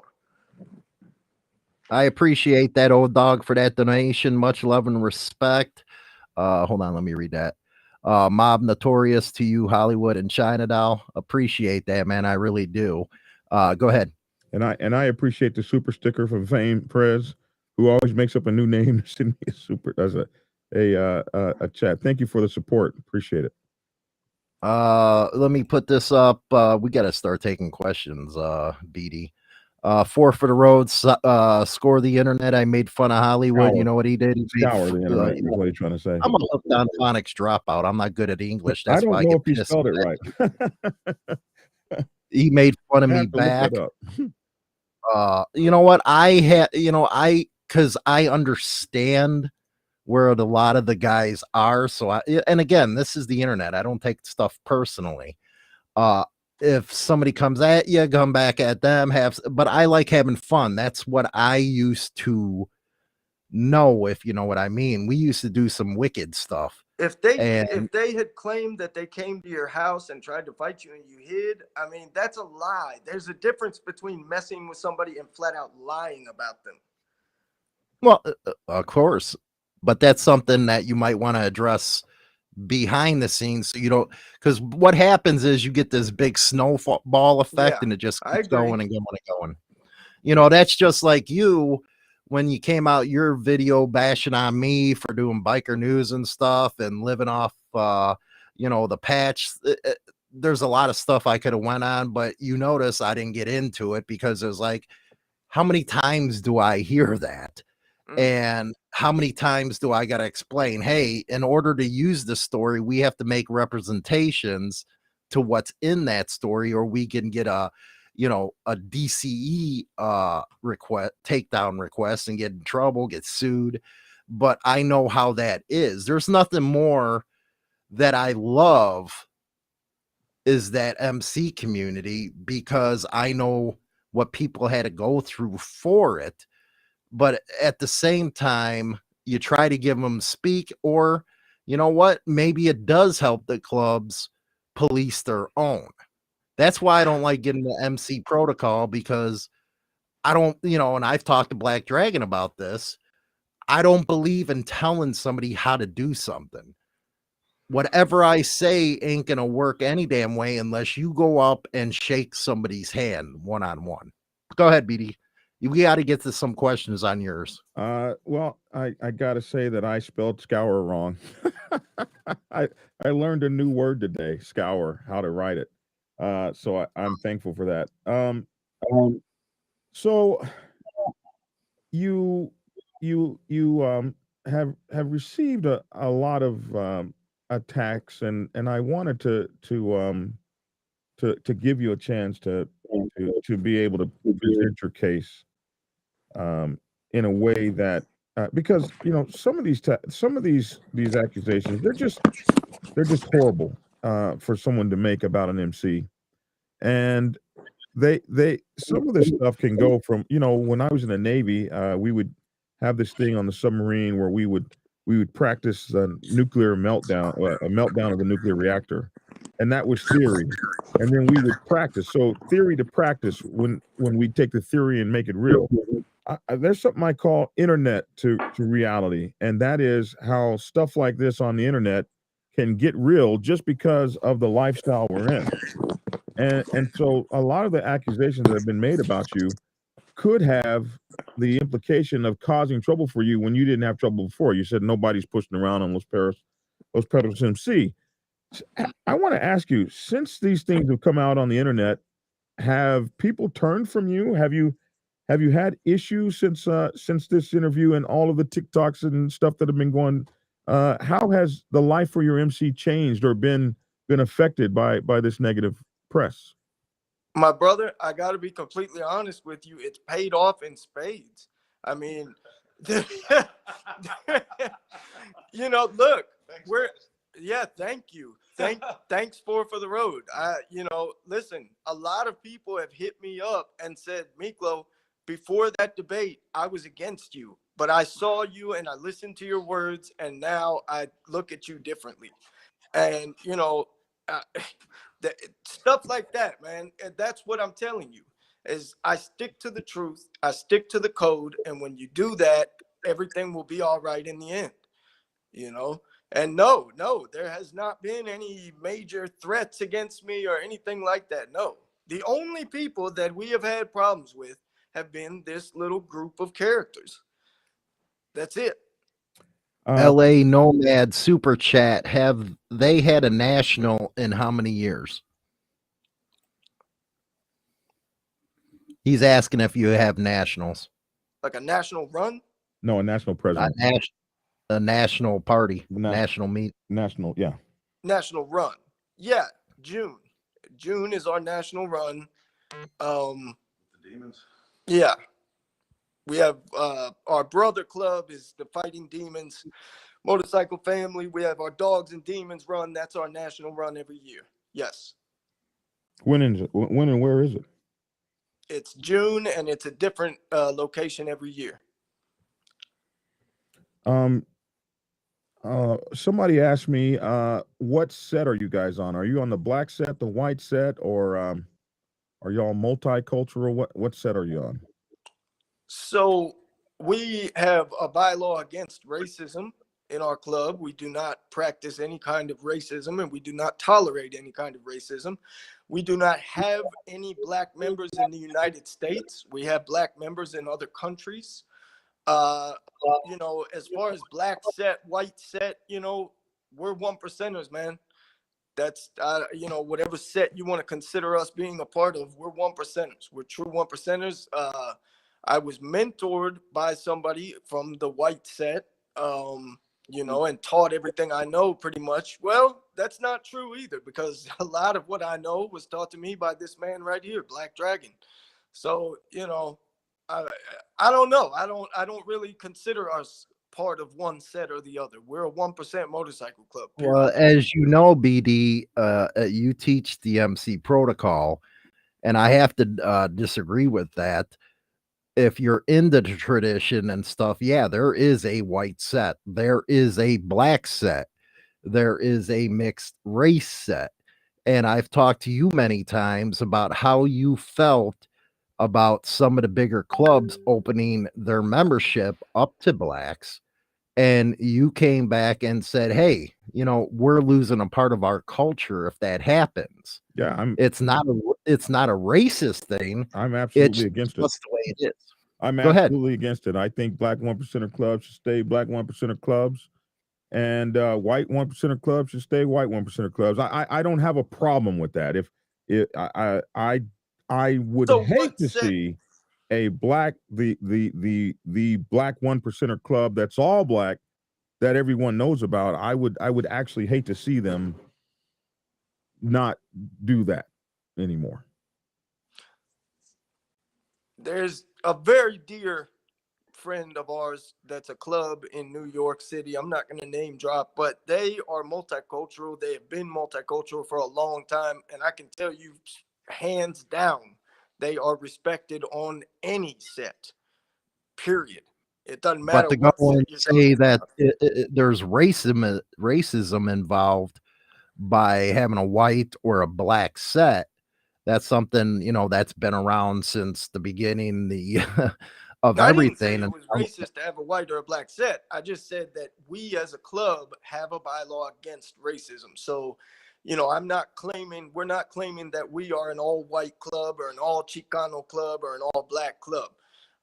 We accept all races in this. And what makes you part of the black set or the white set? If we had black members, would that make us part of the black set? No, you're with a mixed race club. Yeah, So it just the mixed race set. it would just depend really on, I think, probably where you spent most of your time, or something like that. Well, if Mhm. that's the case, then I guess you would consider us part of the white set. Yeah. The Chicano set, I don't, you know, I mean, we hang with white people and Chicano people. We hang with everybody, man. I don't know. I don't. Well, yeah, I was asked the question, so I thought I would put it to you, but you know, that's a whole nother discussion. But I just want, for the record, I don't give a damn who lets who in whose club, what color, whatever. I found a club that was good for me, and if you don't want me in your club because of what I look like or smell like, or even what kind of motorcycle I ride, then I'm fine with that. I'll go join another club. All I need is respect in the street, and if Now, yeah. Ja said, you know what, you guys with your non-English words, Ja, we'll just call it, and thanks for that super chat. Just curious if they haven't had pressure from other clubs, what could they have had to go through to survive? Besides, what is this? Keyboard Warriors. Basically, we've had plenty of run-ins with other clubs, and we've had plenty of pressure with other clubs.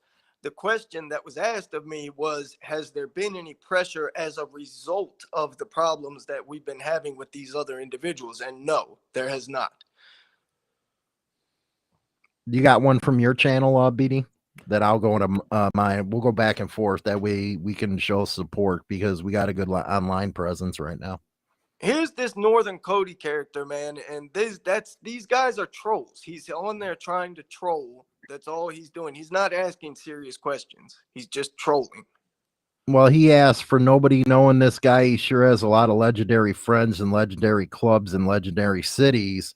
Right. And I'm not going to speak for Northern Cody, but I know who he is, and he's with one of the top clubs that are around. He's in a very legendary club, and that I don't think he's trolling. I think that he's trying to get into what you're all about, because somebody like him on the streets is gonna test you, man. It's gonna mud check you. Hollywood, that guy has put out so much material against me. See, that's another case where just because somebody's wearing a patch, that doesn't mean everything they do is golden. The guy has done a lot of very dishonorable things in pursuit of me and mine, and this isn't just some random guy coming on the chat asking questions. This guy, well, I can, even Northern Cody talks about me all the time, but I still have to respect who he is. I do. And whose club he is, and his club. I respect his club, and frankly, I don't know why they tolerate him. Well, you're laughing in the background, but at the same time, he is somebody that's well respected in the club scene, and there's a reason why he's respected, if you know what I mean. And if there's a problem, then why not talk to him? Why not say, hey, let's have a sit down, let's work out our differences, all that kind of stuff.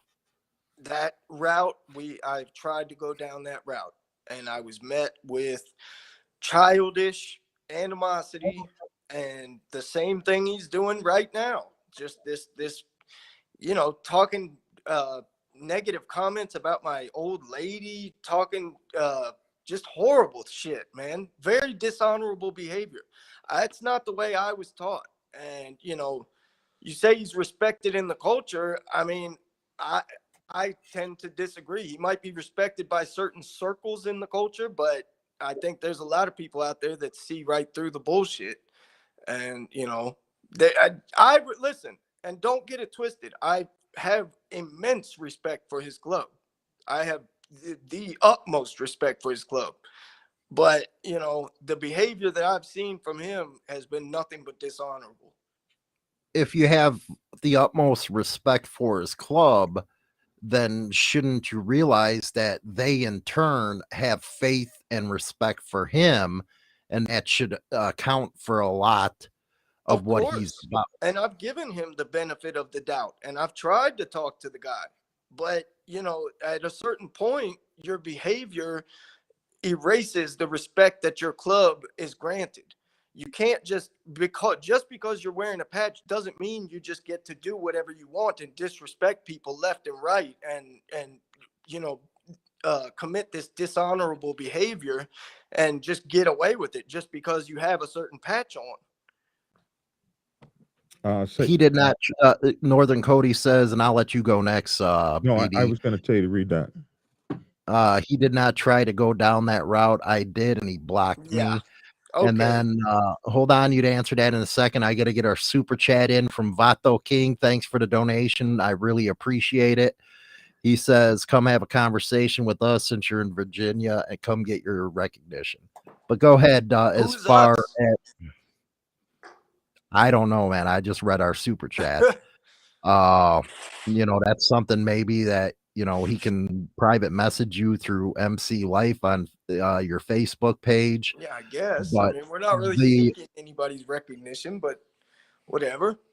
But as far as what Northern Cody had to say, he did not try to go down that route. I did, and he blocked me. Go ahead. Now, okay, I will speak on that. I will give respect to those that give respect. Anybody that hits me up and is doing nothing but throwing insults and being disrespectful, yeah, I'm not going to give them the time of day, man. If somebody hits me up and says, "Hey, man, you know, let's talk about this. I want to have a talk with you. I'm, you know, whatever this problem is that we have." And here's the deal with this Northern Cody guy.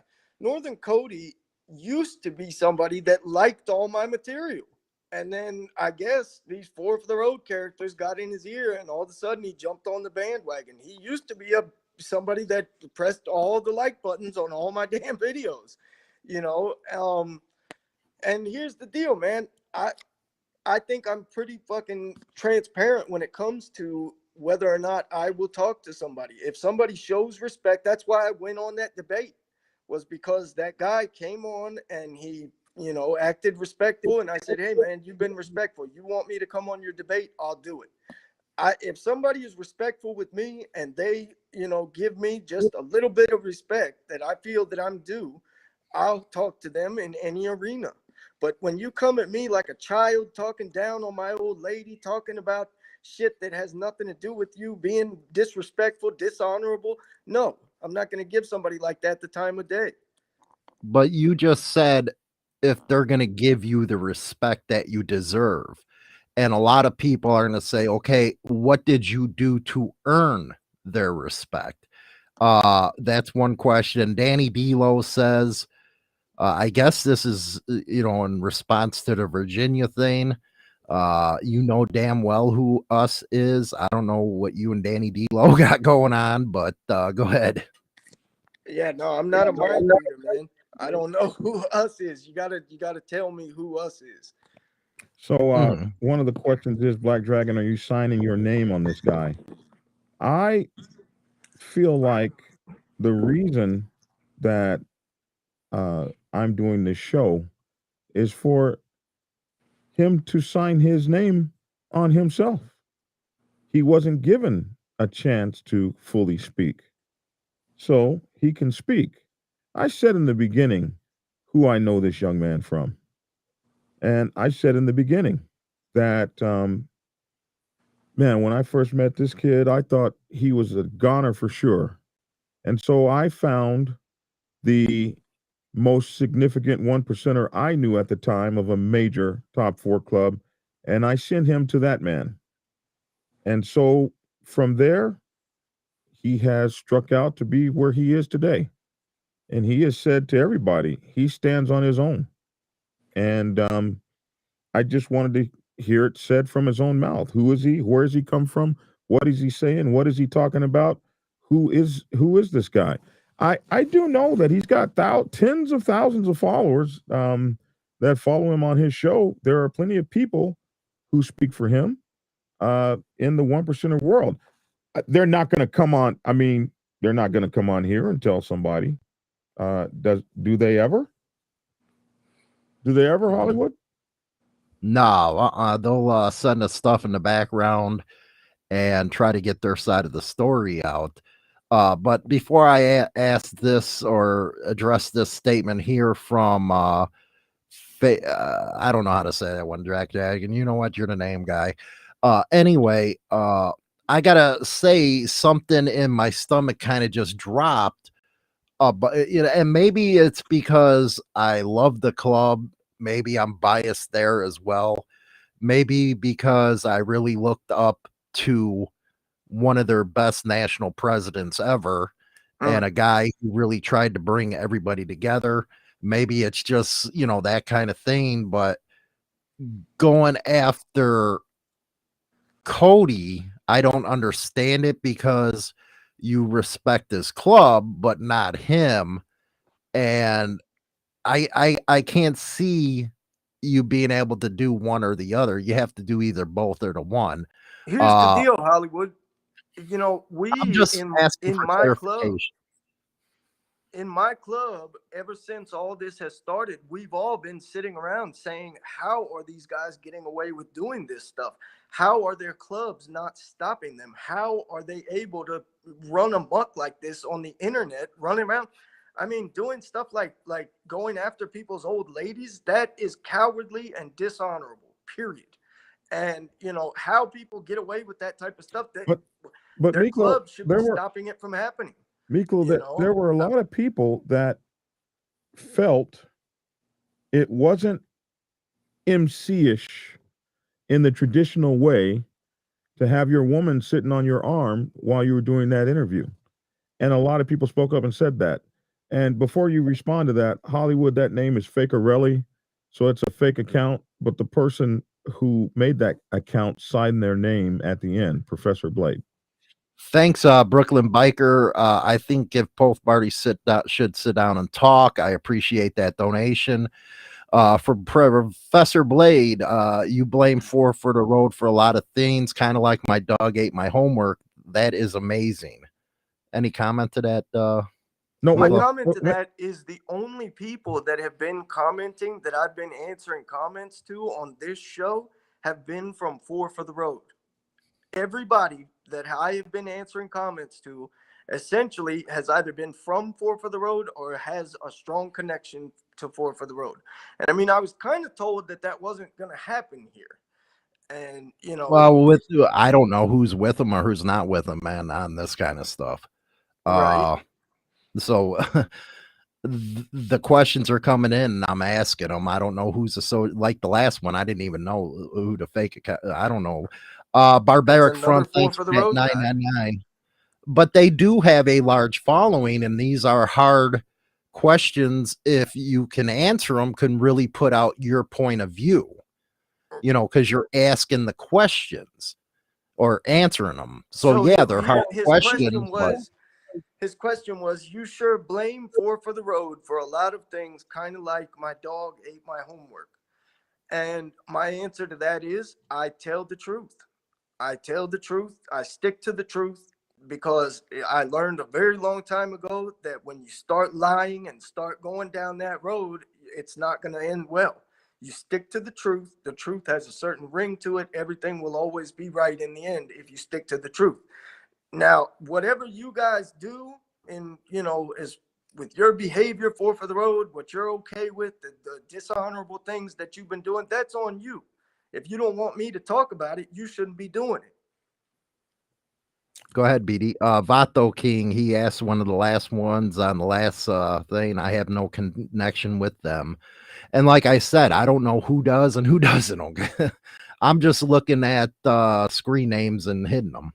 You know, I do know who Northern Cody is. And, you know, like I said, he busts on me all the time. But that does, you know, I understand it because I'm an internet personality. I understand that's the game I got on. And I understand how a lot of people that are members of clubs really don't like how the biker news is. But at the same time, I know which club he's with, one that, you know, I respect 1000%.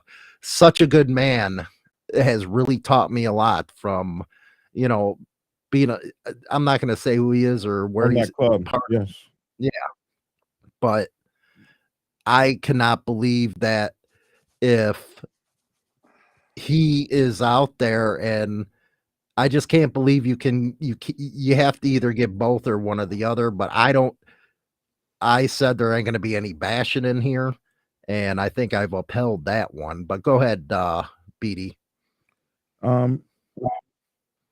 I will say, you know, getting back to the interview. All right. Yeah, we got to drag it that way. At the end, everybody didn't get to say their last thing. And so I think we've combed through the interview. I think, and then so one of the guys did a interview, his final words on the subject of you. So if you had been given your chance to say your final words, and so let's just go back over it for a minute. First of all, you were wrong about the history, and when they came to you reasonably about it, you got nasty and mean, and that's how this all got nasty and mean. That was the statement. Two, that was the accusation. That was the accusation. Two, you who are you as some sort of pop-up with no recognition? No one knows you, no one's heard of you. You don't ride, you don't show up, you're hidden out in Virginia. These are the things that were said. Who are you to speak negatively on what many clubs consider traditional motorcycle club protocol, which is policing clubs, policing patches, all the things that you have spoken out against for count since you were just a kid, talking about when you were writing me those letters, talking about going to war and all these kinds of things. And I was like, hold up. So who are you to be saying all this? And finally, you know, are you recognized? And what is your MC, and who the hell are you? If you know, facing all those questions that you faced and all those accusations, had you been given a chance to get your last statement out, are you prepared now? Do you know what you might have said? I know I didn't brief you on something like that, but do you know what you would have said ultimately at the end of that interview had it gone like a debate should have? You're asking me if I have an answer to the... No, I'm asking you what your final statement would have been, because you didn't get a chance to make it. And I went back over all of the accusations that were made in that interview. That's all. So All right. would you have had a final statement? You never got a chance to make it. Absolutely. My final statement is, you know, from day one, my entire goal has been to help this culture by showing people a better way of doing this. I have seen a better way. There are clubs out there that do it differently, that are not trying to enforce more and more control constantly as a solution to the problem. That has always been what I have been pushing, is there is a better way of doing this. And I talk about that on MC for Life. Now, am I some authority on how every MC should operate? No, you know, but I do believe that the culture is in trouble. And I believe that I've seen a better way. And I try to talk about that on my articles and in my books and everything else. And for some reason, people out there, certain people, a very small group of people, seem to be threatened or jealous or something else by me and everything I'm doing. And, you know, they want to speak out against me. And in their speaking out against me, they have committed a lot of dishonorable, disrespectful acts. And, you know, that's the reason that I went on that debate. That's the reason that there's been back and forth. That's the reason that I'm here right now, is because there has just been this constant plethora of dishonorable and disrespectful acts pointed in my direction by this very small group of people. And, you know, you hit me up regarding the debate and that I didn't get my chance to speak. And you were right. I didn't get my chance to speak on that debate. You know, and I feel that I've been given a chance to speak my piece here. I feel that those guys kind of teamed up in the comments section, and that's not something that couldn't really be helped, I guess. But, you know, it is what it is. But aren't those the tough questions you want to have? That way you can, you know, like we've been giving you ample time to go ahead and answer them. But those are the tough questions that make you even tougher, if you ask me, because you're able to face them front on. And going back to your statement, you want to see the culture get better. You want to see it change.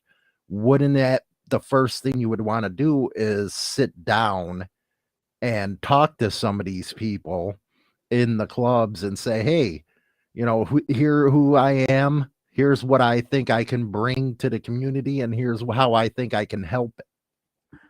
The way that I feel that I can help the community is through my writing, because I have tried a lot of different ways of reaching the community, and the way that has been the most successful has been my writing.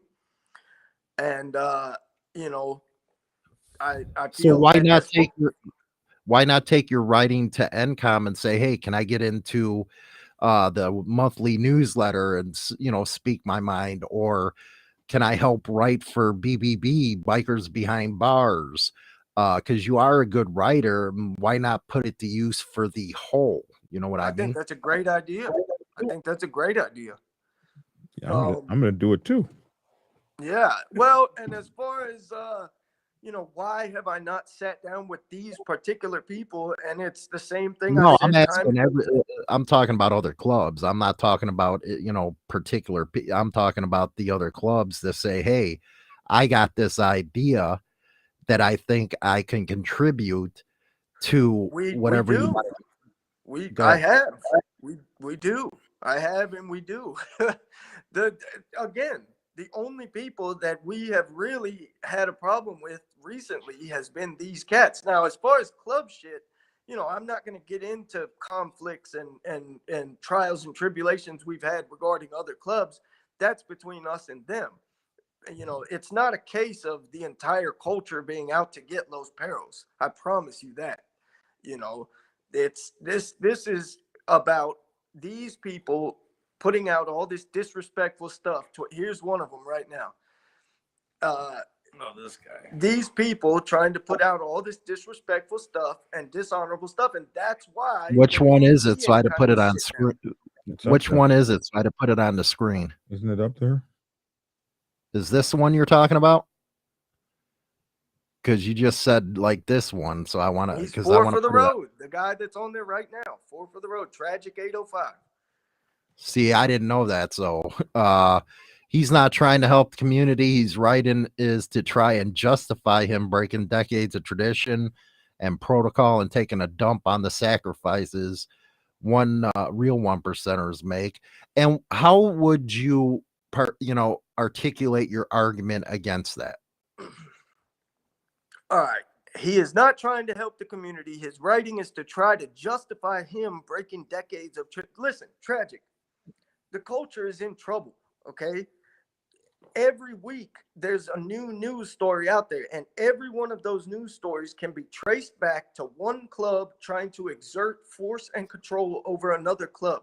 When a big club tries to control other clubs, those clubs rebel, and what happens is senseless violence, and it just gets worse and worse, and there's more of it and more of it, and the cycle has to get broken. That's why I write. That's what I'm writing about in my articles. Is there is a better way. You don't have to try to force people to be loyal to you. You don't have to try to control the culture with force and violence. You can inspire loyalty in people. You can inspire people to want to learn from your example by being righteous, by acting in a righteous way, by being respectful. Okay. And that would have gotten you a lot further from day one. Had you been a little bit respectful, maybe we could have had a conversation about some of these things. But you haven't been. Just like your comment right here, taking a dump on all the set. It's a disrespectful way to talk to people, man. And What did you say the that's name where of what did you say the name of your books were? What did you say the name of your books were? the spirit of the one percenter and the one percenter articles.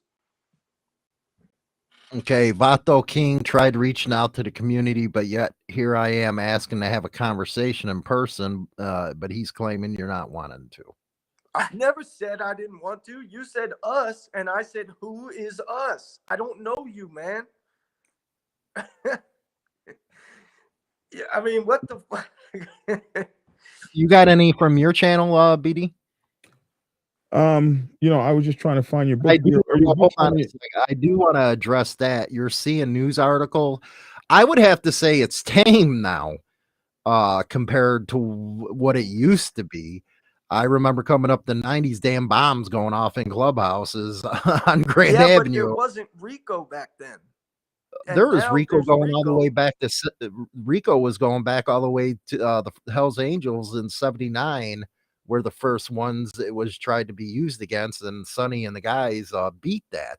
Correct. Rico's been around since Nixon signed it, I think, in '75, and there's been many Rico cases during that time, and then it's actually more chilled now than it is, than it was. The thing is, there's internet now, and one click of a button can get the story worldwide where it couldn't be back then.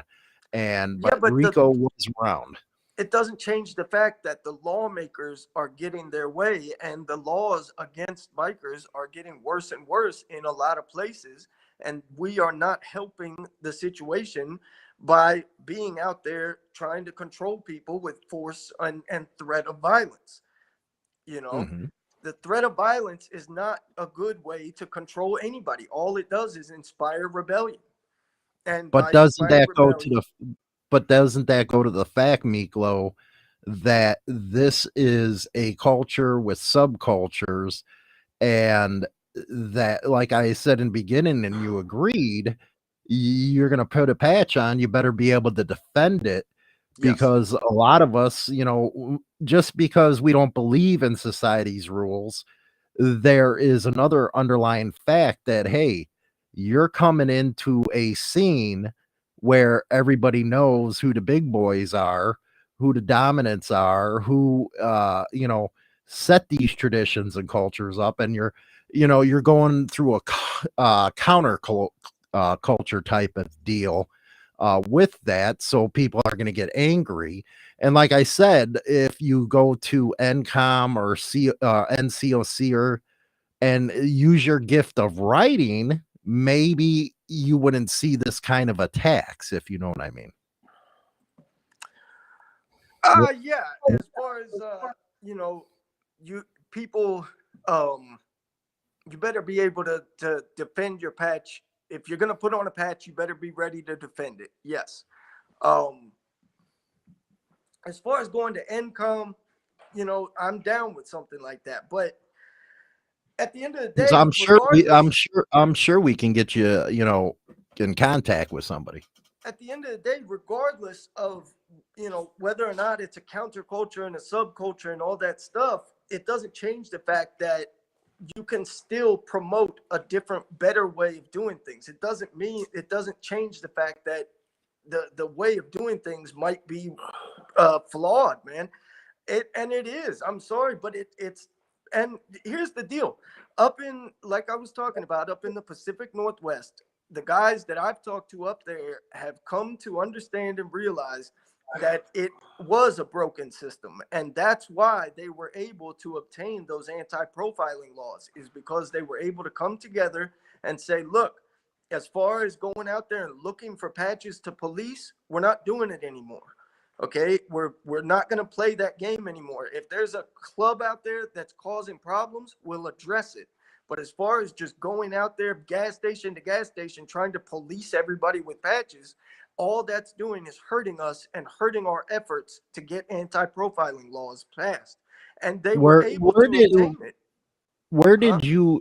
Because maybe because I'm out and about all the time, and I never seen the clubs out there actually pulling patches, because they know damn well now that you to get an armed robbery charge or a strong arm thrown on you. Well, But that's I what I'm haven't. saying. Is that Is an they internet thing where people say, well, they're going to pull patches, or they're telling us what to do?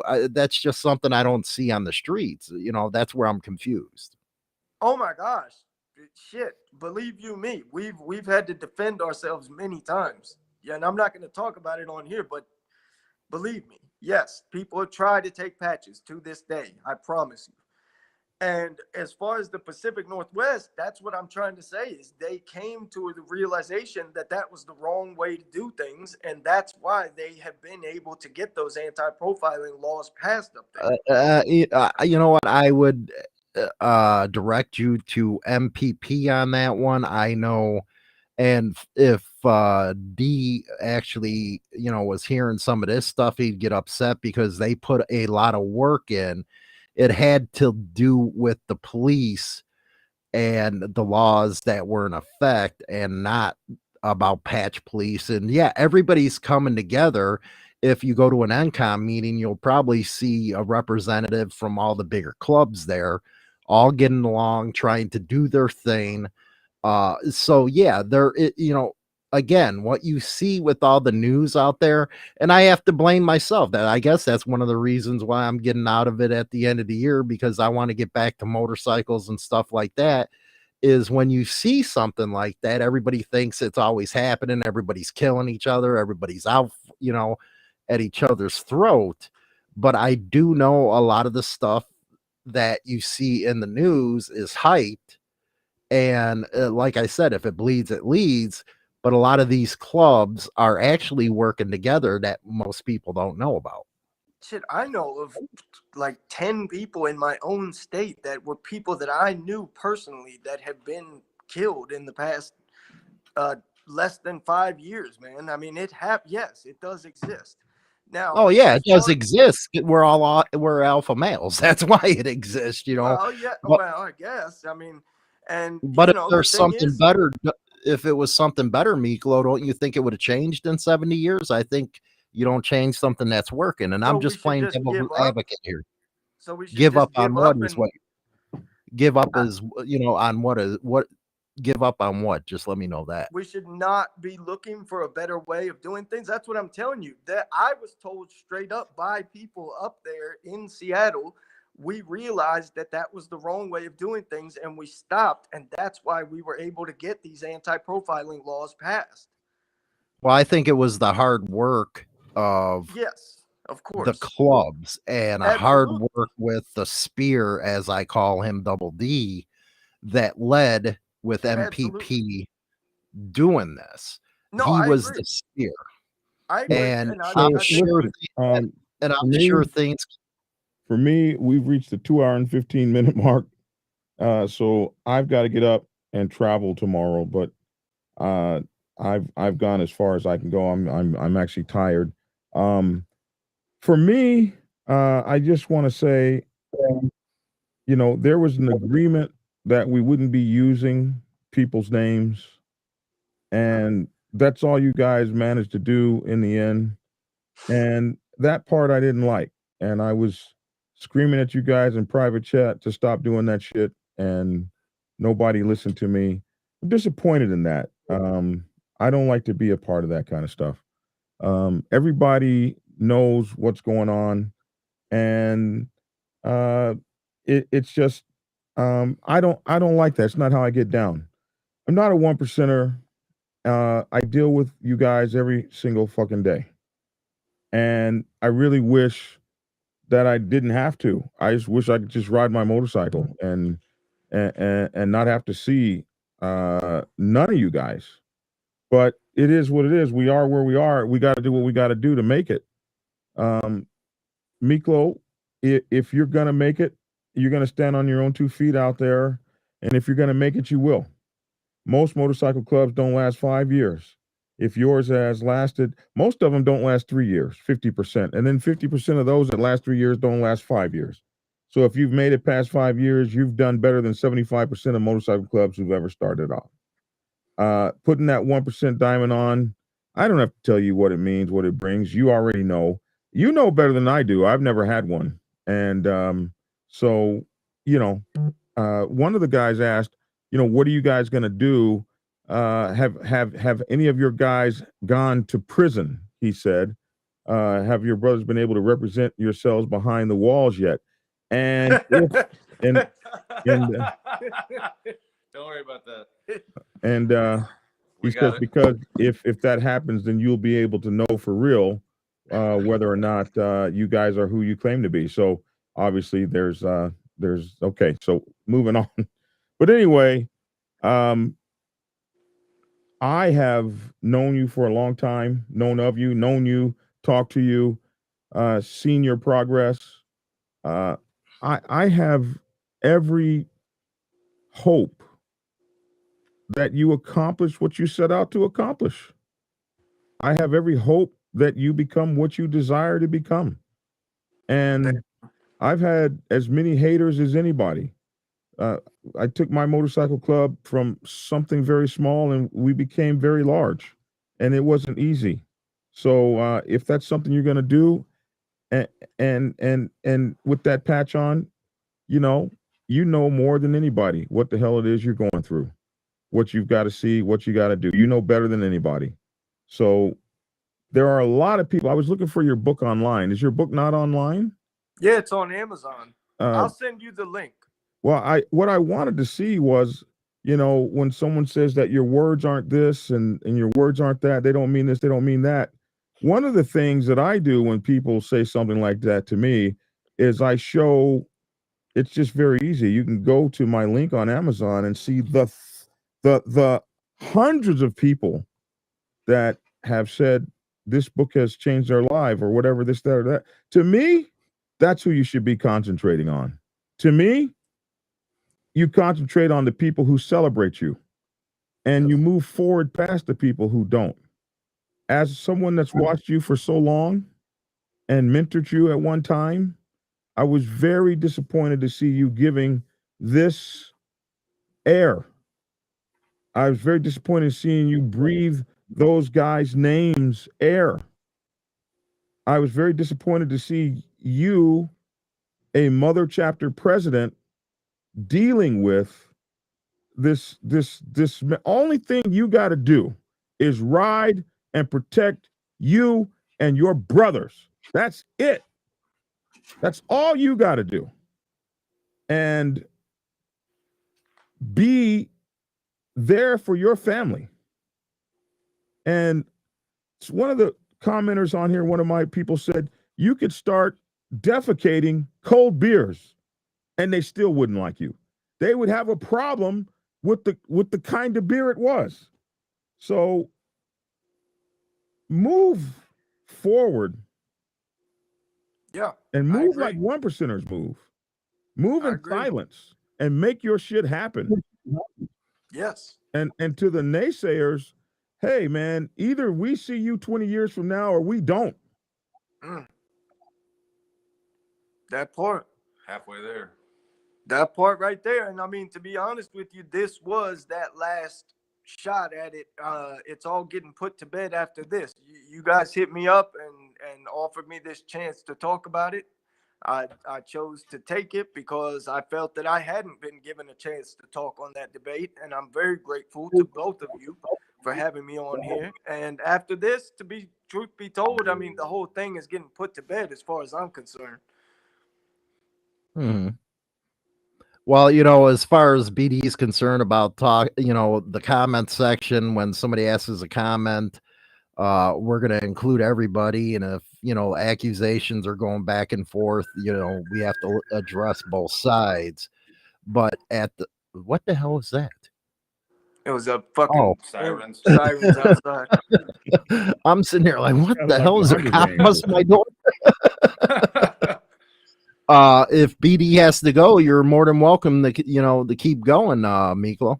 You got time on a bigger channel to talk or address issues that you think is going on in the comments section. Yeah, I mean, the conversation you and me were having, I thought was pretty good. I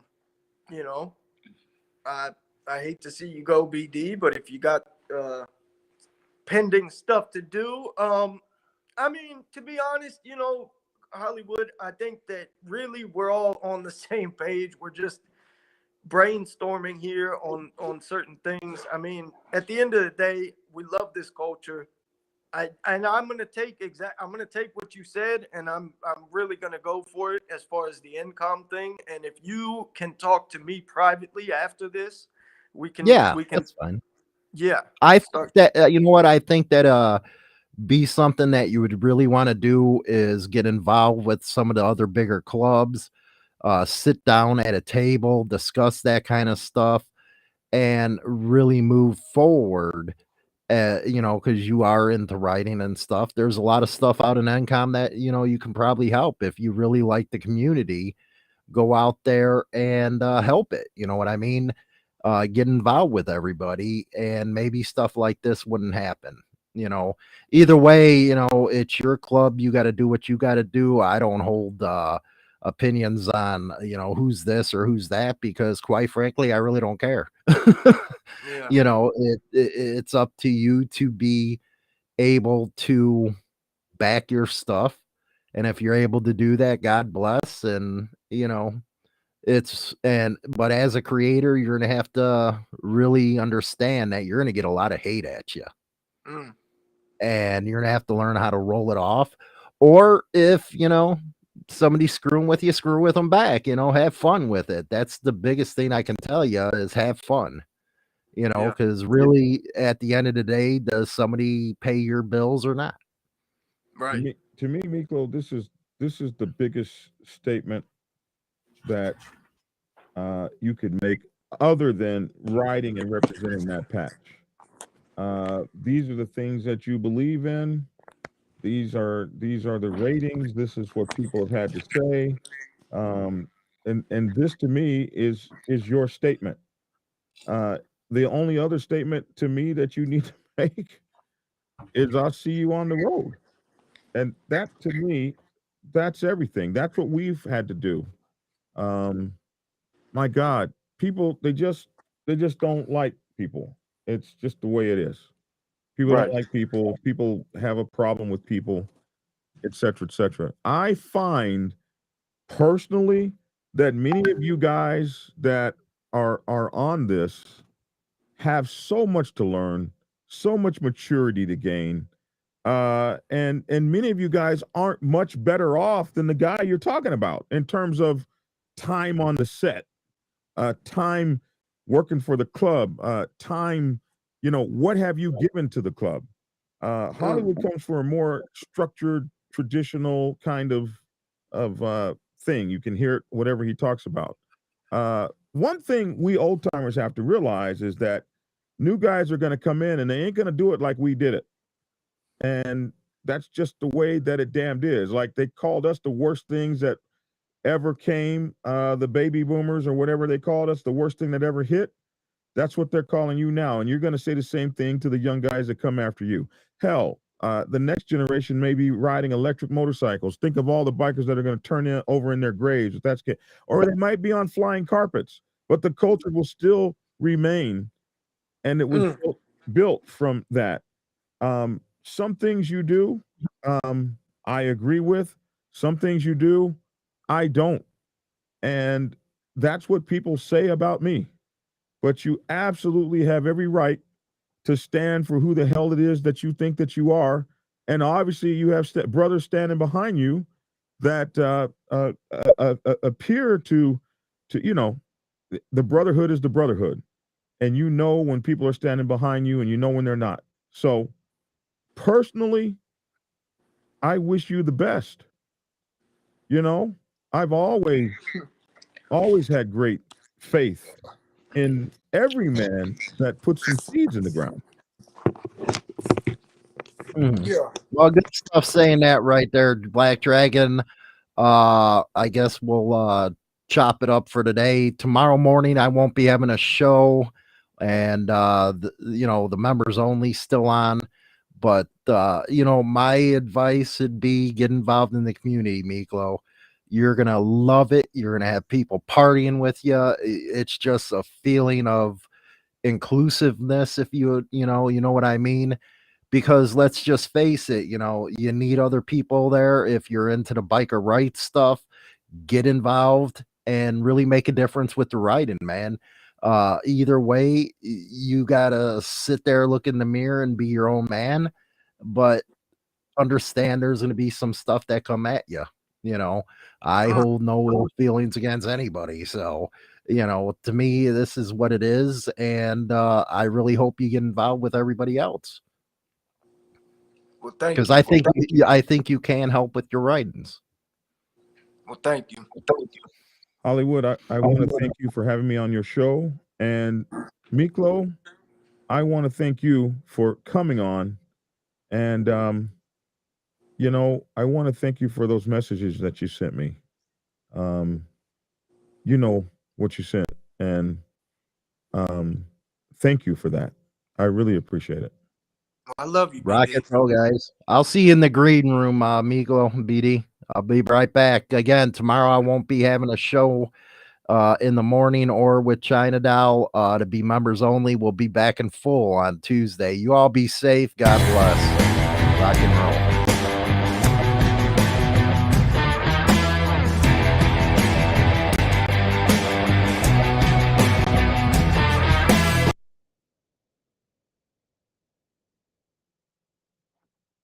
Hey, listen, you guys, I appreciate you. We were simulcasting on Hollywood Show.